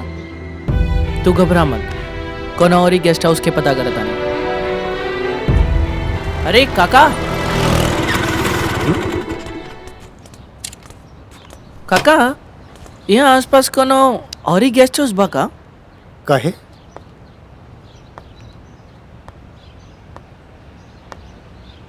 ये गेस्ट हाउस में कमरा खाली नहीं मिलल का? काका लड़की के साथ में देख के कमरा देवे से डरता। शक तो वाजिबे बा बचवा, कहे से कि आजकल कानून बहुत सख्त हो गई बा। एक काम कर, लिए देखा सांझ हो गई, यहाँ पासे में हमार कॉटेज बा और हम अकेला रहिला और बाकी सब कमरा खाली बा हमार। अगर चाहा तो हमार कॉटेज के गेस्ट हाउस समझ के रह सकेला। अरे अब सोचा मत, चला चला हमारे साथ चला। अब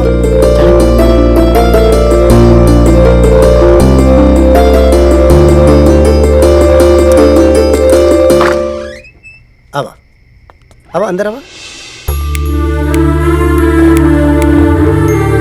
कैसन लागल बचवा हमार कॉटेज? अच्छा है, बहुत सुंदर बा। अच्छा बा।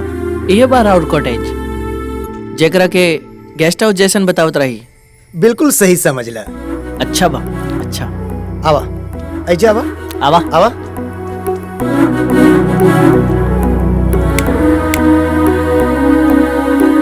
बचवा ई आइल गइल गेस्ट के खातिर बनाइल गइल बा और ई रहल बाथरूम। हाँ, और सामने बहुत बड़ा बालकोनी बा। यहाँ से बहुत अच्छा व्यू मिली। जी। तू लोग थक गइल होगा, जा फ्रेश हो जा। तब तक हम खाई पिए के व्यवस्था करत बानी। हाँ? जी।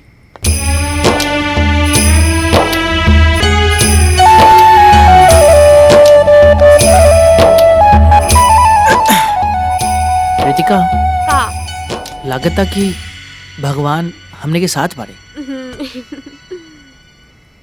जबले हम कमर सीधी कर ली तबले तू फ्रेश हो जा। ना पहले तू बोल दिया ना एक बार, जाओ। अरे हमके टाइम लगे। कह दिया ना, जाओ।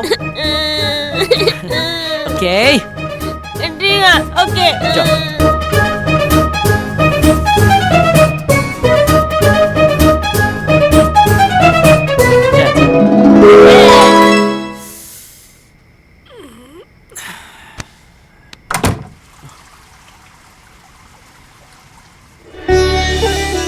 ए बेटा, उ तोरा के बहुते पसंद दिया का? कहाँ माई, जाने तारू फिर भी अनजान बने तारू। अब पूछो तारू तारा के पसंद भी आका।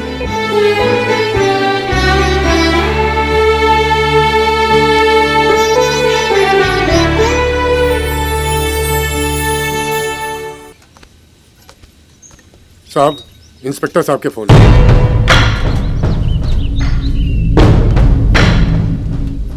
हाँ इंस्पेक्टर, सुरेंद्र ठाकुर बोल रहा बानी। हमरा बेटिया का कुछ पता चला? सगरो इन्फॉर्मेशन चल गई बा। डिपार्टमेंट पूरी हरकत में बा। जैसे ही पता चली खबर मिल जाई। अजीब बात कर रहा बानी रहुआ। 24 घंटा होके जा रहा बा और रहुआ कहता नहीं कि जल्दी पता चल जाए। अजीब मजाक है। देखी, हमरा पास कोनो जादू के छड़ी नहीं है कि खुमैनी और मुजरिम पकड़ा गई। पता लगते आपके खबर मिल जाई। अजीब लोग बाड़े। अरे अब ये लोगन के का पता कि एक बाप के दिल पे का बीत रहल बा। कमीना हमरा बिटिया के साथे कुछ भी कर सकेला। साहब खाना तो खाली ही, रवा चिंता न करी। रितिका बेटी जहाँ भी हुई ठीक ठाक होगी। एगो माई के दिल कहता।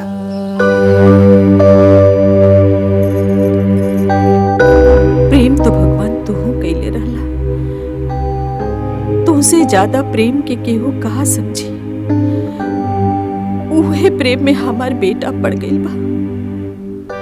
हमार बेटा से नजर ना फेरिया भगवान, ना फेरिया। जय श्री कृष्ण। हरे कृष्णा कृष्ण कृष्णा हरे हरे, हरे राम राम हरे हरे। जय श्री कृष्ण। इला बचवा प्रसाद। जी। इला बिटिया। काका नाश्ता भी तैयार बा, चली नाश्ता कर ली। ठीक है बिटिया, आवा तानी। जय श्री कृष्ण।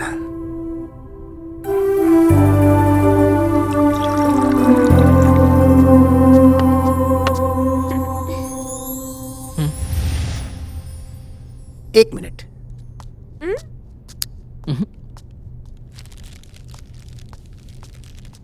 बचवा, काल हम बाजार के ले रहनी। देखा तहनी के खातिर हम काले के आइल बानी। अरे कर तो चटकदार रंग हमरा इतना निक लागल ना, तो हम सोचनी कि रितिका बेटिया पर खूब निक लागी। ला बेटिया, इतहरा खातिर। हाँ, और बेटा ऋषभ इतहरा खातिर ला। ओ माय गॉड, ये तो बहुत सुंदर बा। काका हाँ? एक अजनबी खातिर इतना कुछ काहे करता नहीं? अरे तोहनी लोग 4 दिन से साथ में रहत बड़ा और अभियो अजनबी बड़ा। हाँ? अरे हम खूब समझता नहीं, दोनों एक दूसरे से बहुत प्यार करत रहा। लेकिन हम तहनी के प्यार के ई घर के जैसन झूठे शान शौकत के बलि न चढ़े दे। बलि? बलि न चढ़ी?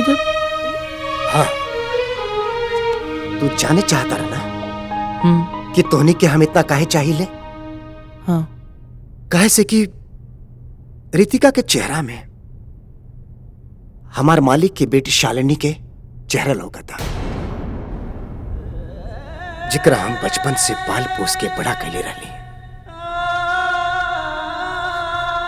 शालिनी के ब्याह ओकर मर्जी के विरुद्ध ओकर बाप और भाई तय कर दिलस, जबकि वो सब जानत रहन कि शालिनी कोई और लड़का से प्यार करत रही। बिन मां की बेटी विरोध बहुत कैली, लेकिन सब दबा देहल गई। फिर एक दिन शालिनी चुपचाप अपने प्रेमी के संग घर से भाग गई और घर से भाग के कोर्ट मैरिज करके सीधा अपने ससुराल चल गई। और अगर भागता देखा ससुराल में ये रिश्ता के सब खुशी खुशी स्वीकार कर ले। शालिनी अपने ससुराल में बहुत खुश रही। फिर एक दिन वो अपने बाबूजी के फोन करके सब कुछ बता दे। फिर ओकर बाबूजी शालिनी के ससुराल पहुंच गए और सबके सामने हाथ जोड़कर ये रिश्ता के स्वीकार कर ले लें और शालिनी के ई कह के घर में वापस ले लें कि अब हम सार्वजनिक रूप में सामाजिक तौर पर इनकर ब्याह करब। और शालिनी भी खुशी खुशी अपने बाबूजी के घर वापस आ गई। यही ओकर सबसे बड़ गलती हो गई। फिर ओकर बाद ओकर बाबूजी और ओकर भाई अपन शान की वजह से दोनों जन मिलके शालिनी के जान से मार दिले और जेकर सजा दोनों जेल में काट रहे बाड़े। और हम इस घर के एक कोना में शालिनी के हंसते खेलते देख देख के अपन जीवन बीतावत पानी।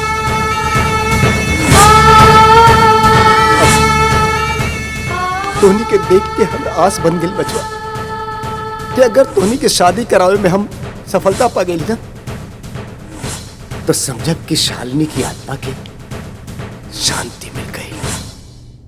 रहुआ निश्चिंत रही, यही खातिर हम वो नफरत की दुनिया से बहुत दूर निकल आयल बानी। आई नाश्ता करी। हाँ, चलो नाश्ता कर लेते।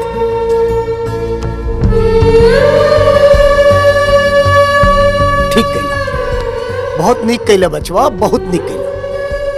अब देख बचवा, अब 2 दिन के खातिर हम बाहर जाता नहीं। हाँ? ठीक बना? अब 2 दिन खातिर ई घर तहनी लोग के जिम्मा में बा।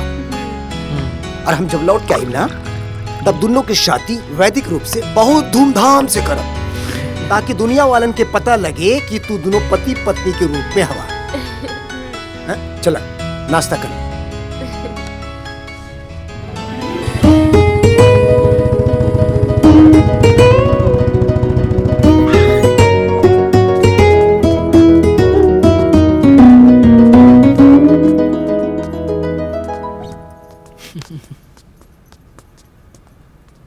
ऋतु, ए ऋतु,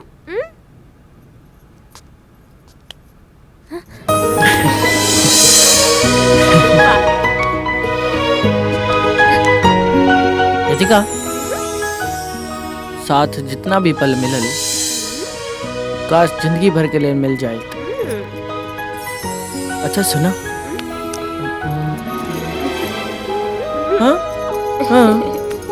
इतना भी उतावला होके की जरूरत नहीं खे। रामू काका आ जाते हुई हैं। इला तू कहलू आ भी गईले। रुका हम देखता। अरे तू बैठा, हम देखता नहीं।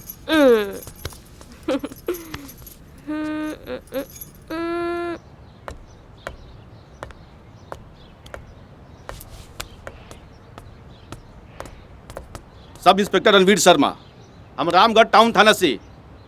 Mister Rishabh, you are under arrest. आपके खिलाफ नाबालिग लड़की को भगाने का कंप्लेन है हमारे पास। का भेल ऋषभ? देखो ना। रितिका, डॉक्टर ऑफ सुरेंद्र ठाकुर, आप दोनों को अभी हमारे साथ चलना होगा। लेकिन क्या बात है ऋषभ बबुआ? इंस्पेक्टर साहब कहते रहे। क्या बात है इंस्पेक्टर साहब? हाँ? बच्चा लोग का गुनाह के लिए बड़े लगातार हुआ इनका पहचान ली ना? हाँ? अरे हमार पार्टी के विधायक जी के पुत्र हवा ऋषभ बबुआ। काका हमें मालूम है विधायक सत्यपाल सिंह इनके फादर हैं, और हमारे पास अरेस्ट वारंट है। लेकिन इंस्पेक्टर साहब आप प्लीज आप बीच में ना आवे, नहीं तो इन्हें अपने पास रखने के जुर्म में हम आपको भी साथ लिया सकते हैं। रहे दी काका, इन्हें अपन ड्यूटी पूरा करे दी। चलिए इंस्पेक्टर साहब।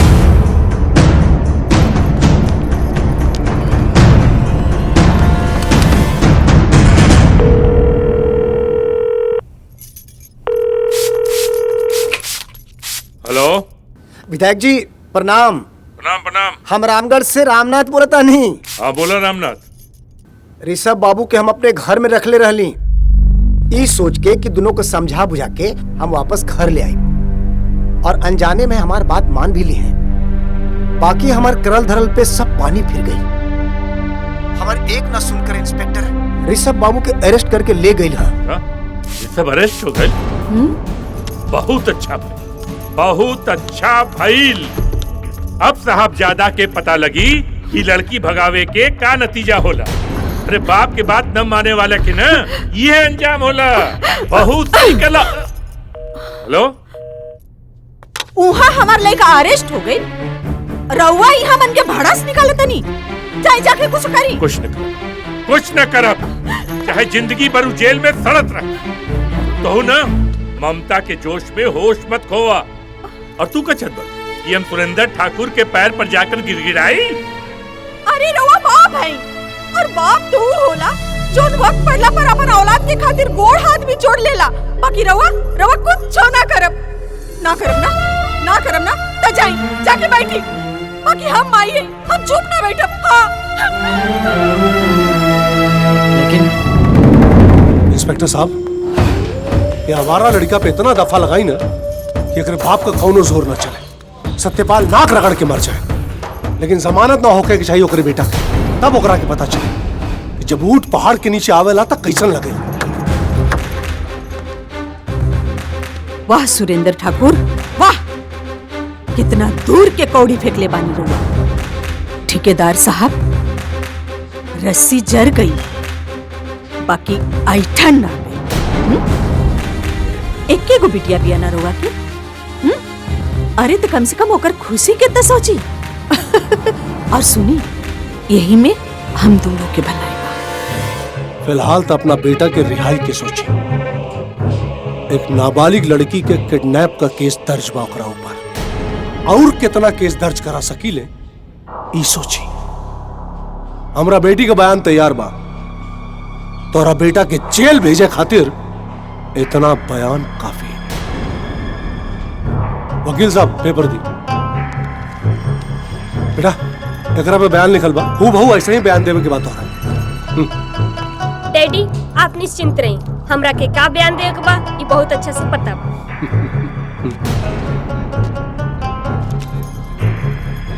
इंस्पेक्टर साहब, हमार बयान लिखल जाओ। बोलो। मैं रितिका ठाकुर, डॉटर ऑफ श्री श्री सुरेंद्र ठाकुर, 4 दिन पहले हुई बालिग लड़की ये कबूल करती है कि वो अपनी मर्जी से श्री सत्यपाल सिंह के बेटे ऋषभ सिंह के साथ भागी थी, क्योंकि हम दोनों एक दूसरे से बहुत प्यार करते हैं। और हम दोनों को ये बात बहुत अच्छे से मालूम थी कि हमारे घर की दुश्मनी हमें फेस करनी पड़ेगी, इसलिए हम लोग ये फैसला लिए थे।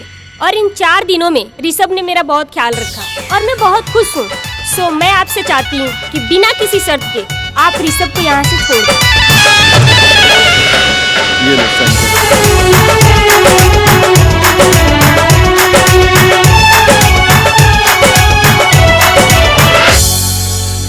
थैंक यू बेटा।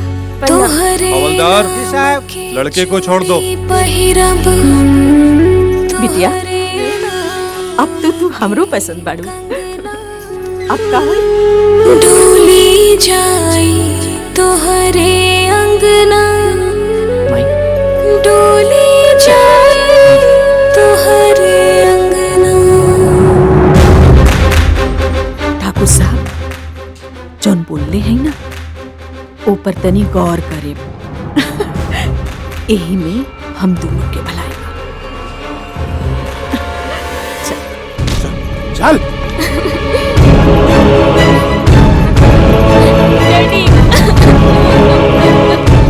बहावा अपना आंख से गंगा जमुना के धारा, लेकिन जब तोहरा किस्मत में यहाँ लिखल बा तो हम का कर सकीले।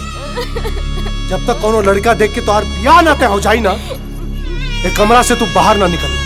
और आमा, आज से कर खाना पीना सब यही कमरा में हुई। और गिरधारी बाबू जी, उस सूरत वाले निर्मल बाबू से बात करा कि जितना जल्दी हो सके वो आके लड़की देख ले, ब्याह करे के बाद। जितना जल्दी हो सके ब्याह करे के बाद कर। ठाकुर साहब, रउआ लगा था कि ऋषभ के रहते हुए बिटिया कई और से ब्याह कर ली। ये भी तो सोचिए कि रितिका बिटिया अब नाबालिग ना रही।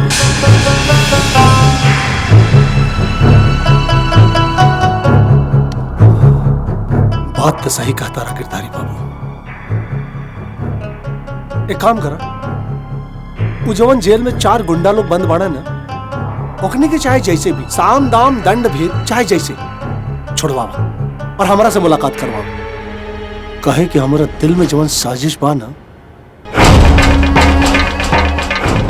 अरे जवन भी करम बिटिया की खुशी खातिर कर। तब तो बिटिया की खुशी खातिर हम कुछ भी कर सकेले।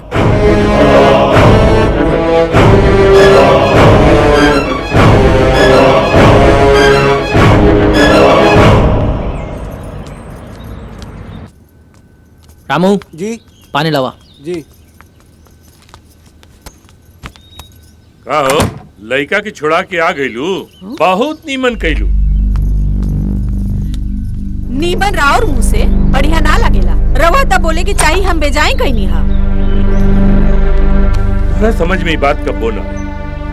बाप का प्यार दिखाई न देला, महसूस कर ले। खूब महसूस हो जाए अगर वो लड़की अपन बाप के खिलाफ ना बोलले हुई। राउर और हमार प्यार धैल के धैल रह जाए, जमानतो ना मिली। वो तो शुक्र मनाई उ लड़की के कि भरल थाना में अपन बाप के मुंह के सामने बोल देलस कि ऋषभ और हम प्यार करेंगे, और हम दोनों अपन मर्जी से गए रही। तब जाके इंस्पेक्टरा छोड़लस ऋषभ के, और उस सुरेंद्रवा के मुंह तो देखा ही लायक रहे। हाँ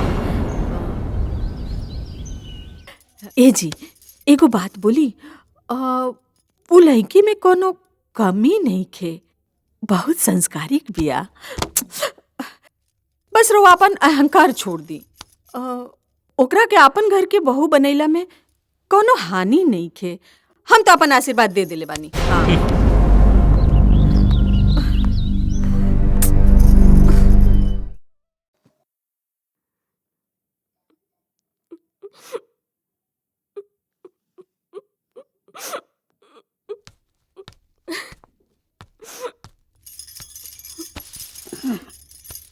बेटी, कब तक रोइबू? आया माँ, का प्यार करे वाला इतना बदनसीब होला, जेकरा खुशी के बदले ई गम नसीब होला। बेटी, अपन दीवार पे अंधेरा लिख के कोई सूरज के नाम बंद कर सकेला। तू धीरज रखा, ई आया माई तू हर साथ दी। खाना लगा देनी। हाँ चलो, चल के खा लो। अब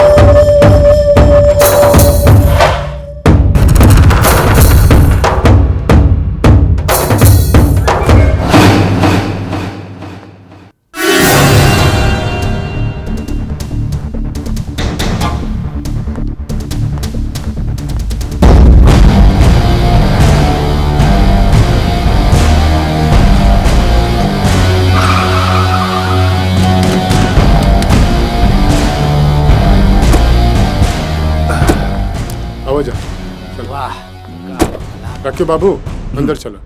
चलिए चलो।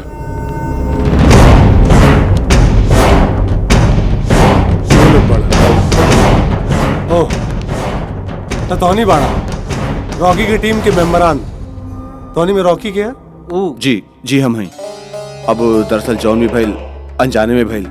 अब हमारा के ना पता रहे कि उ लड़की जौन भी आऊ राउर के बेटी ही है। हाँ, ये बात से कोनो मतलब नहीं किया हमरा के कि तोहरा के पता रहे या ना पता रहे, लेकिन हाँ तोहरा के ई जरूर पता होखे के चाहिए कि तू जवन हवालात से जेल तक गईला वो ऋषभ के बाप सत्यपाल के चलते।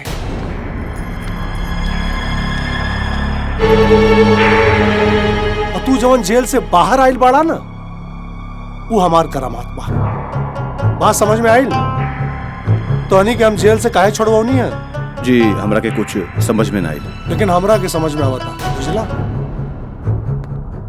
इतना दिन में तोहनी के ऋषभ से दुश्मनी तो हो गई, और दुश्मन का दुश्मन दोस्त हो।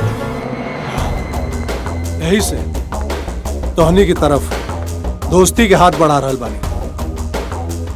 अब तो पता चल गल वही पैसा के पावर। यही पैसा के पावर के दम पर तू लोग जेल से बाहर बढ़ जा। और हाँ,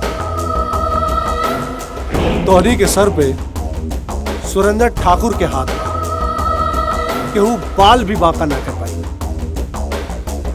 आज पहाड़ी वाले बाबा के मंदिर के पीछे ऋषभ आवत था। जा निकाल ला अपन दुश्मनी लोग, और अगर दुश्मनी निकाले में ओकर जान भी निकल जाए ना, टेंशन मत लिया, तोहनी के कोनो खतरा ना हो। हम ही तोहनी के साथ हैं। गिरधारी जी सरकार, समझा दा।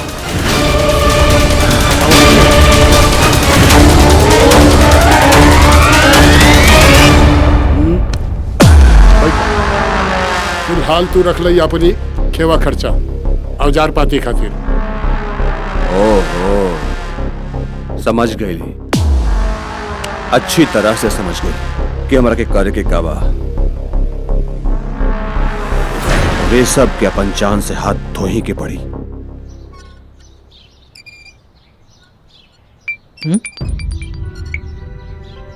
ऋषभ तू लाल बाबा के मंदिर के पीछे मिला, जरूरी बात करे के बाद 10 बजे? ओ माय गॉड, 10 तो बज गई।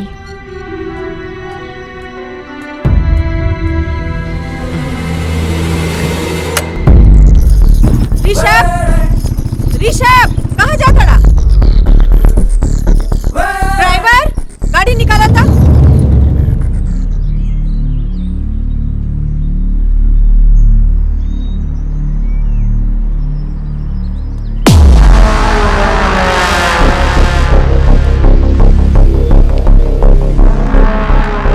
ये सब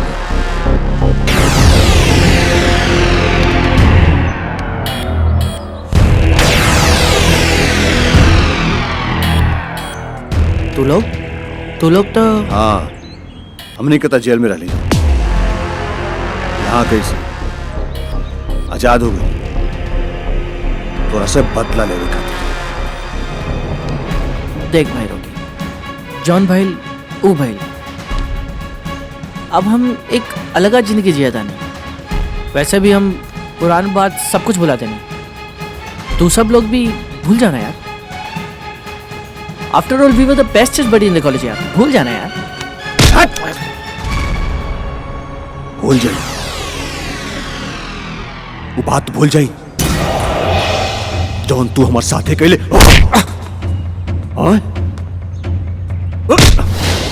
वादा भूल जाई जौन रितिका के लेके तू हमारे साथे कैले रहे। बोल का भुलाई? हाँ, वो दिन के भूल जाई जो दिन रितिका के हमारे हवाले करे के रहे। हमनी की आंख के सामने होकर माथा में सिंदूर भर देले। बोल का भुलाई? कुछ नहीं की भुला सकत, कुछ नहीं की भुला सकत।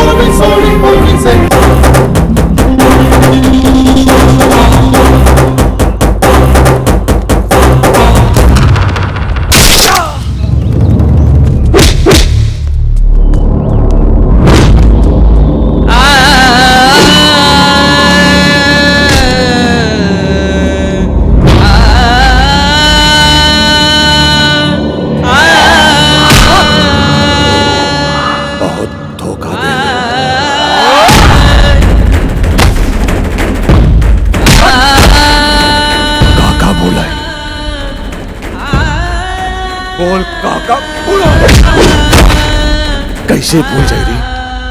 कैसे भूल जाए? इतना मारसन कि जान भी निकल जाए तो कोनो बात ना।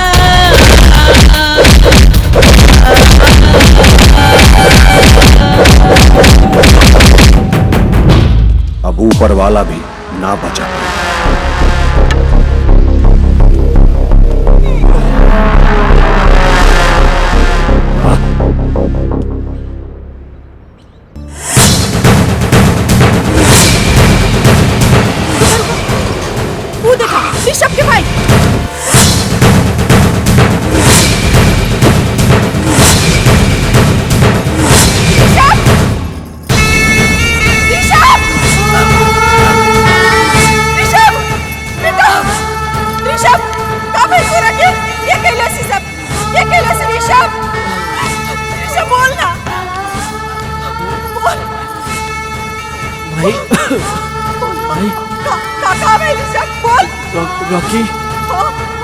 रॉकी और उसके दोस्त मिथिला।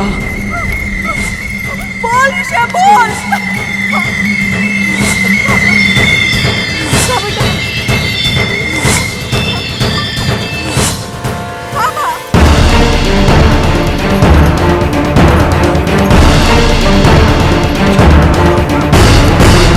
ऋषभ कुछ ना हो तो रखे। ड्राइवर! ऋषभ, ऋषभ, ऋषभ! अरे कहाँ जाता रू? एक मिनट। ऋषभ से तो हिसाब हो गए, लेकिन अभी एगो हिसाब बाकी बा। अब का रोकी भाई? सूद तो वसूल हो गई, लेकिन मूल अभी बाकी बा। वो छोकरिया से हिसाब, ओकर थप्पड़ के गूंज आज भी हमार कान में गुजेला। रॉकी भाई, तुम्हार मनोकामना पूर्ण हो गई। आओ देखा, आ गई।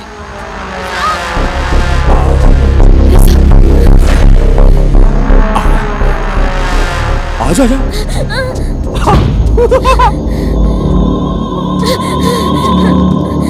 आजा।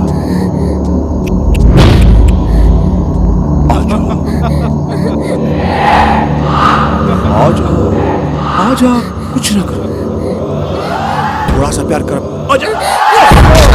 छोड़ हमके, छोड़ा हमके, छोड़ा हमके, छोड़ा। बाहर ही रह सन, मूलधन वापस ले ली।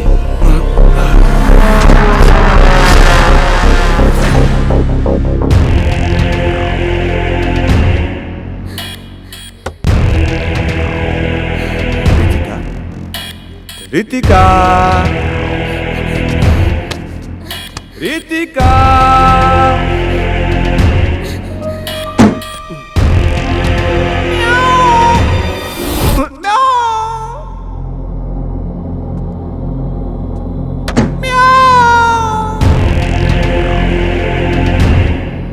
हमके पता बा तू कहाँ बाड़ू, बाहर निकल जा, बाहर निकल जा।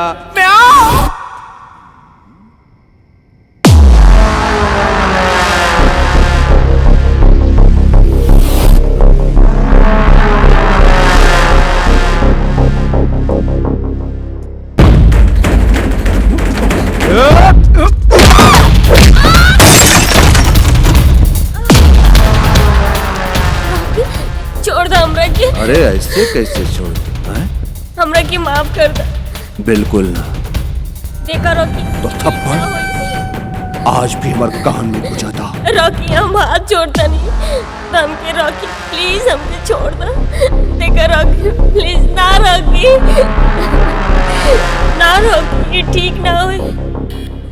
हमरा के माफ कर दो रॉकी, हमके छोड़ दो प्लीज रॉकी।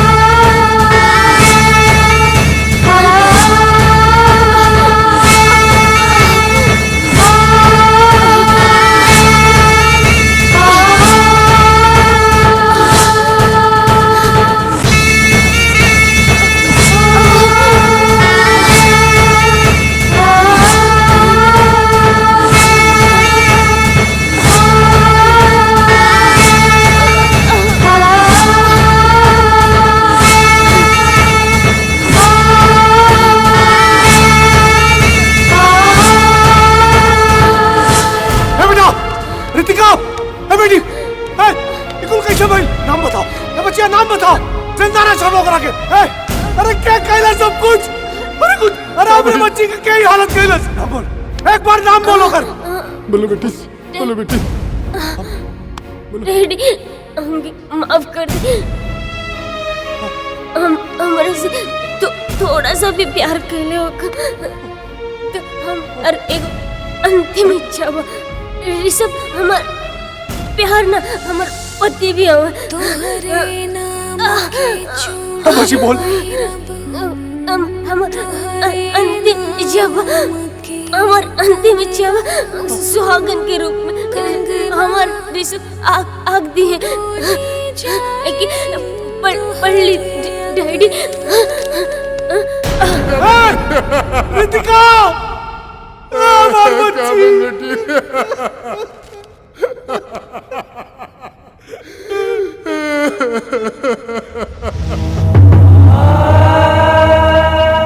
दिमाग के नस पे काफी गहरा चोट लागल बा, जेकरा वजह से इनका केहू तरह के स्ट्रेस से दूर रखे के पड़ी। काहे कि ऐसन केसेस में ब्रेन हेमरेज के चांस ज्यादा रहेला, जेकरा से मौत भी हो सकेला। So take care.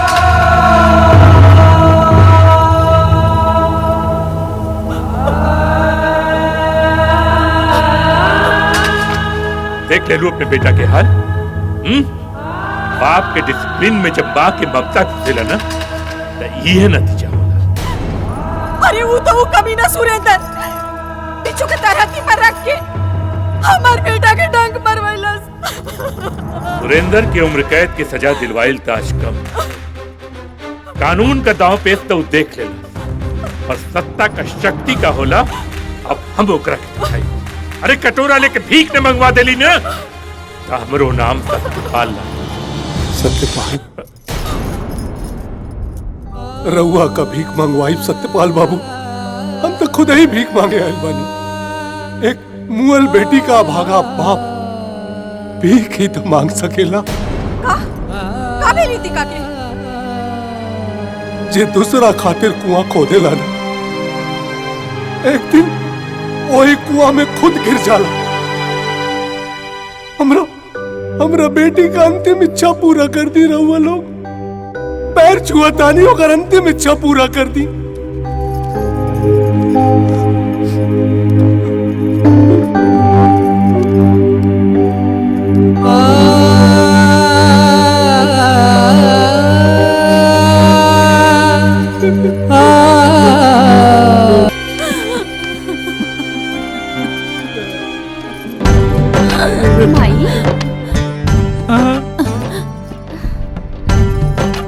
विनीता, हमार बिटिया विनीता, हम ठीक बानी। डॉक्टर साहब कमाल हो गई, हमारी बेटी तो ठीक हो गई। कमाल तो हो गया। Now she is alright, now happy happy. बहुत बहुत धन्यवाद डॉक्टर सी यू साहब। लेटर। हमार बिटिया ठीक हो गई ले। बिपिन बाबू ऐसन होखेला, बिपिन बाबू ऐसन होखेला। जब कोई भूल से मरला के बाद लाश के उत्तर सिराहना के बदले कोनो और दिशा में रखेला तो ओकरा पुनर्जन्म के बाद याद रह जाला। कहावत है जीते जी काशी और मरे के बाद उत्तर बासी। भाई तू रोत काहे बाड़ू? और पापा आपके आंख में आंसू? हम ठीक हो गई नी। हाँ बेटी, ये खुशी के आंसू है, काहे कि कल तुम्हार पिया है ना और हम बाप है, आंख में आंसू तो होगा करी ना। और खुशी के बात ये बा कि तोहार बियाह बंटिये से होता।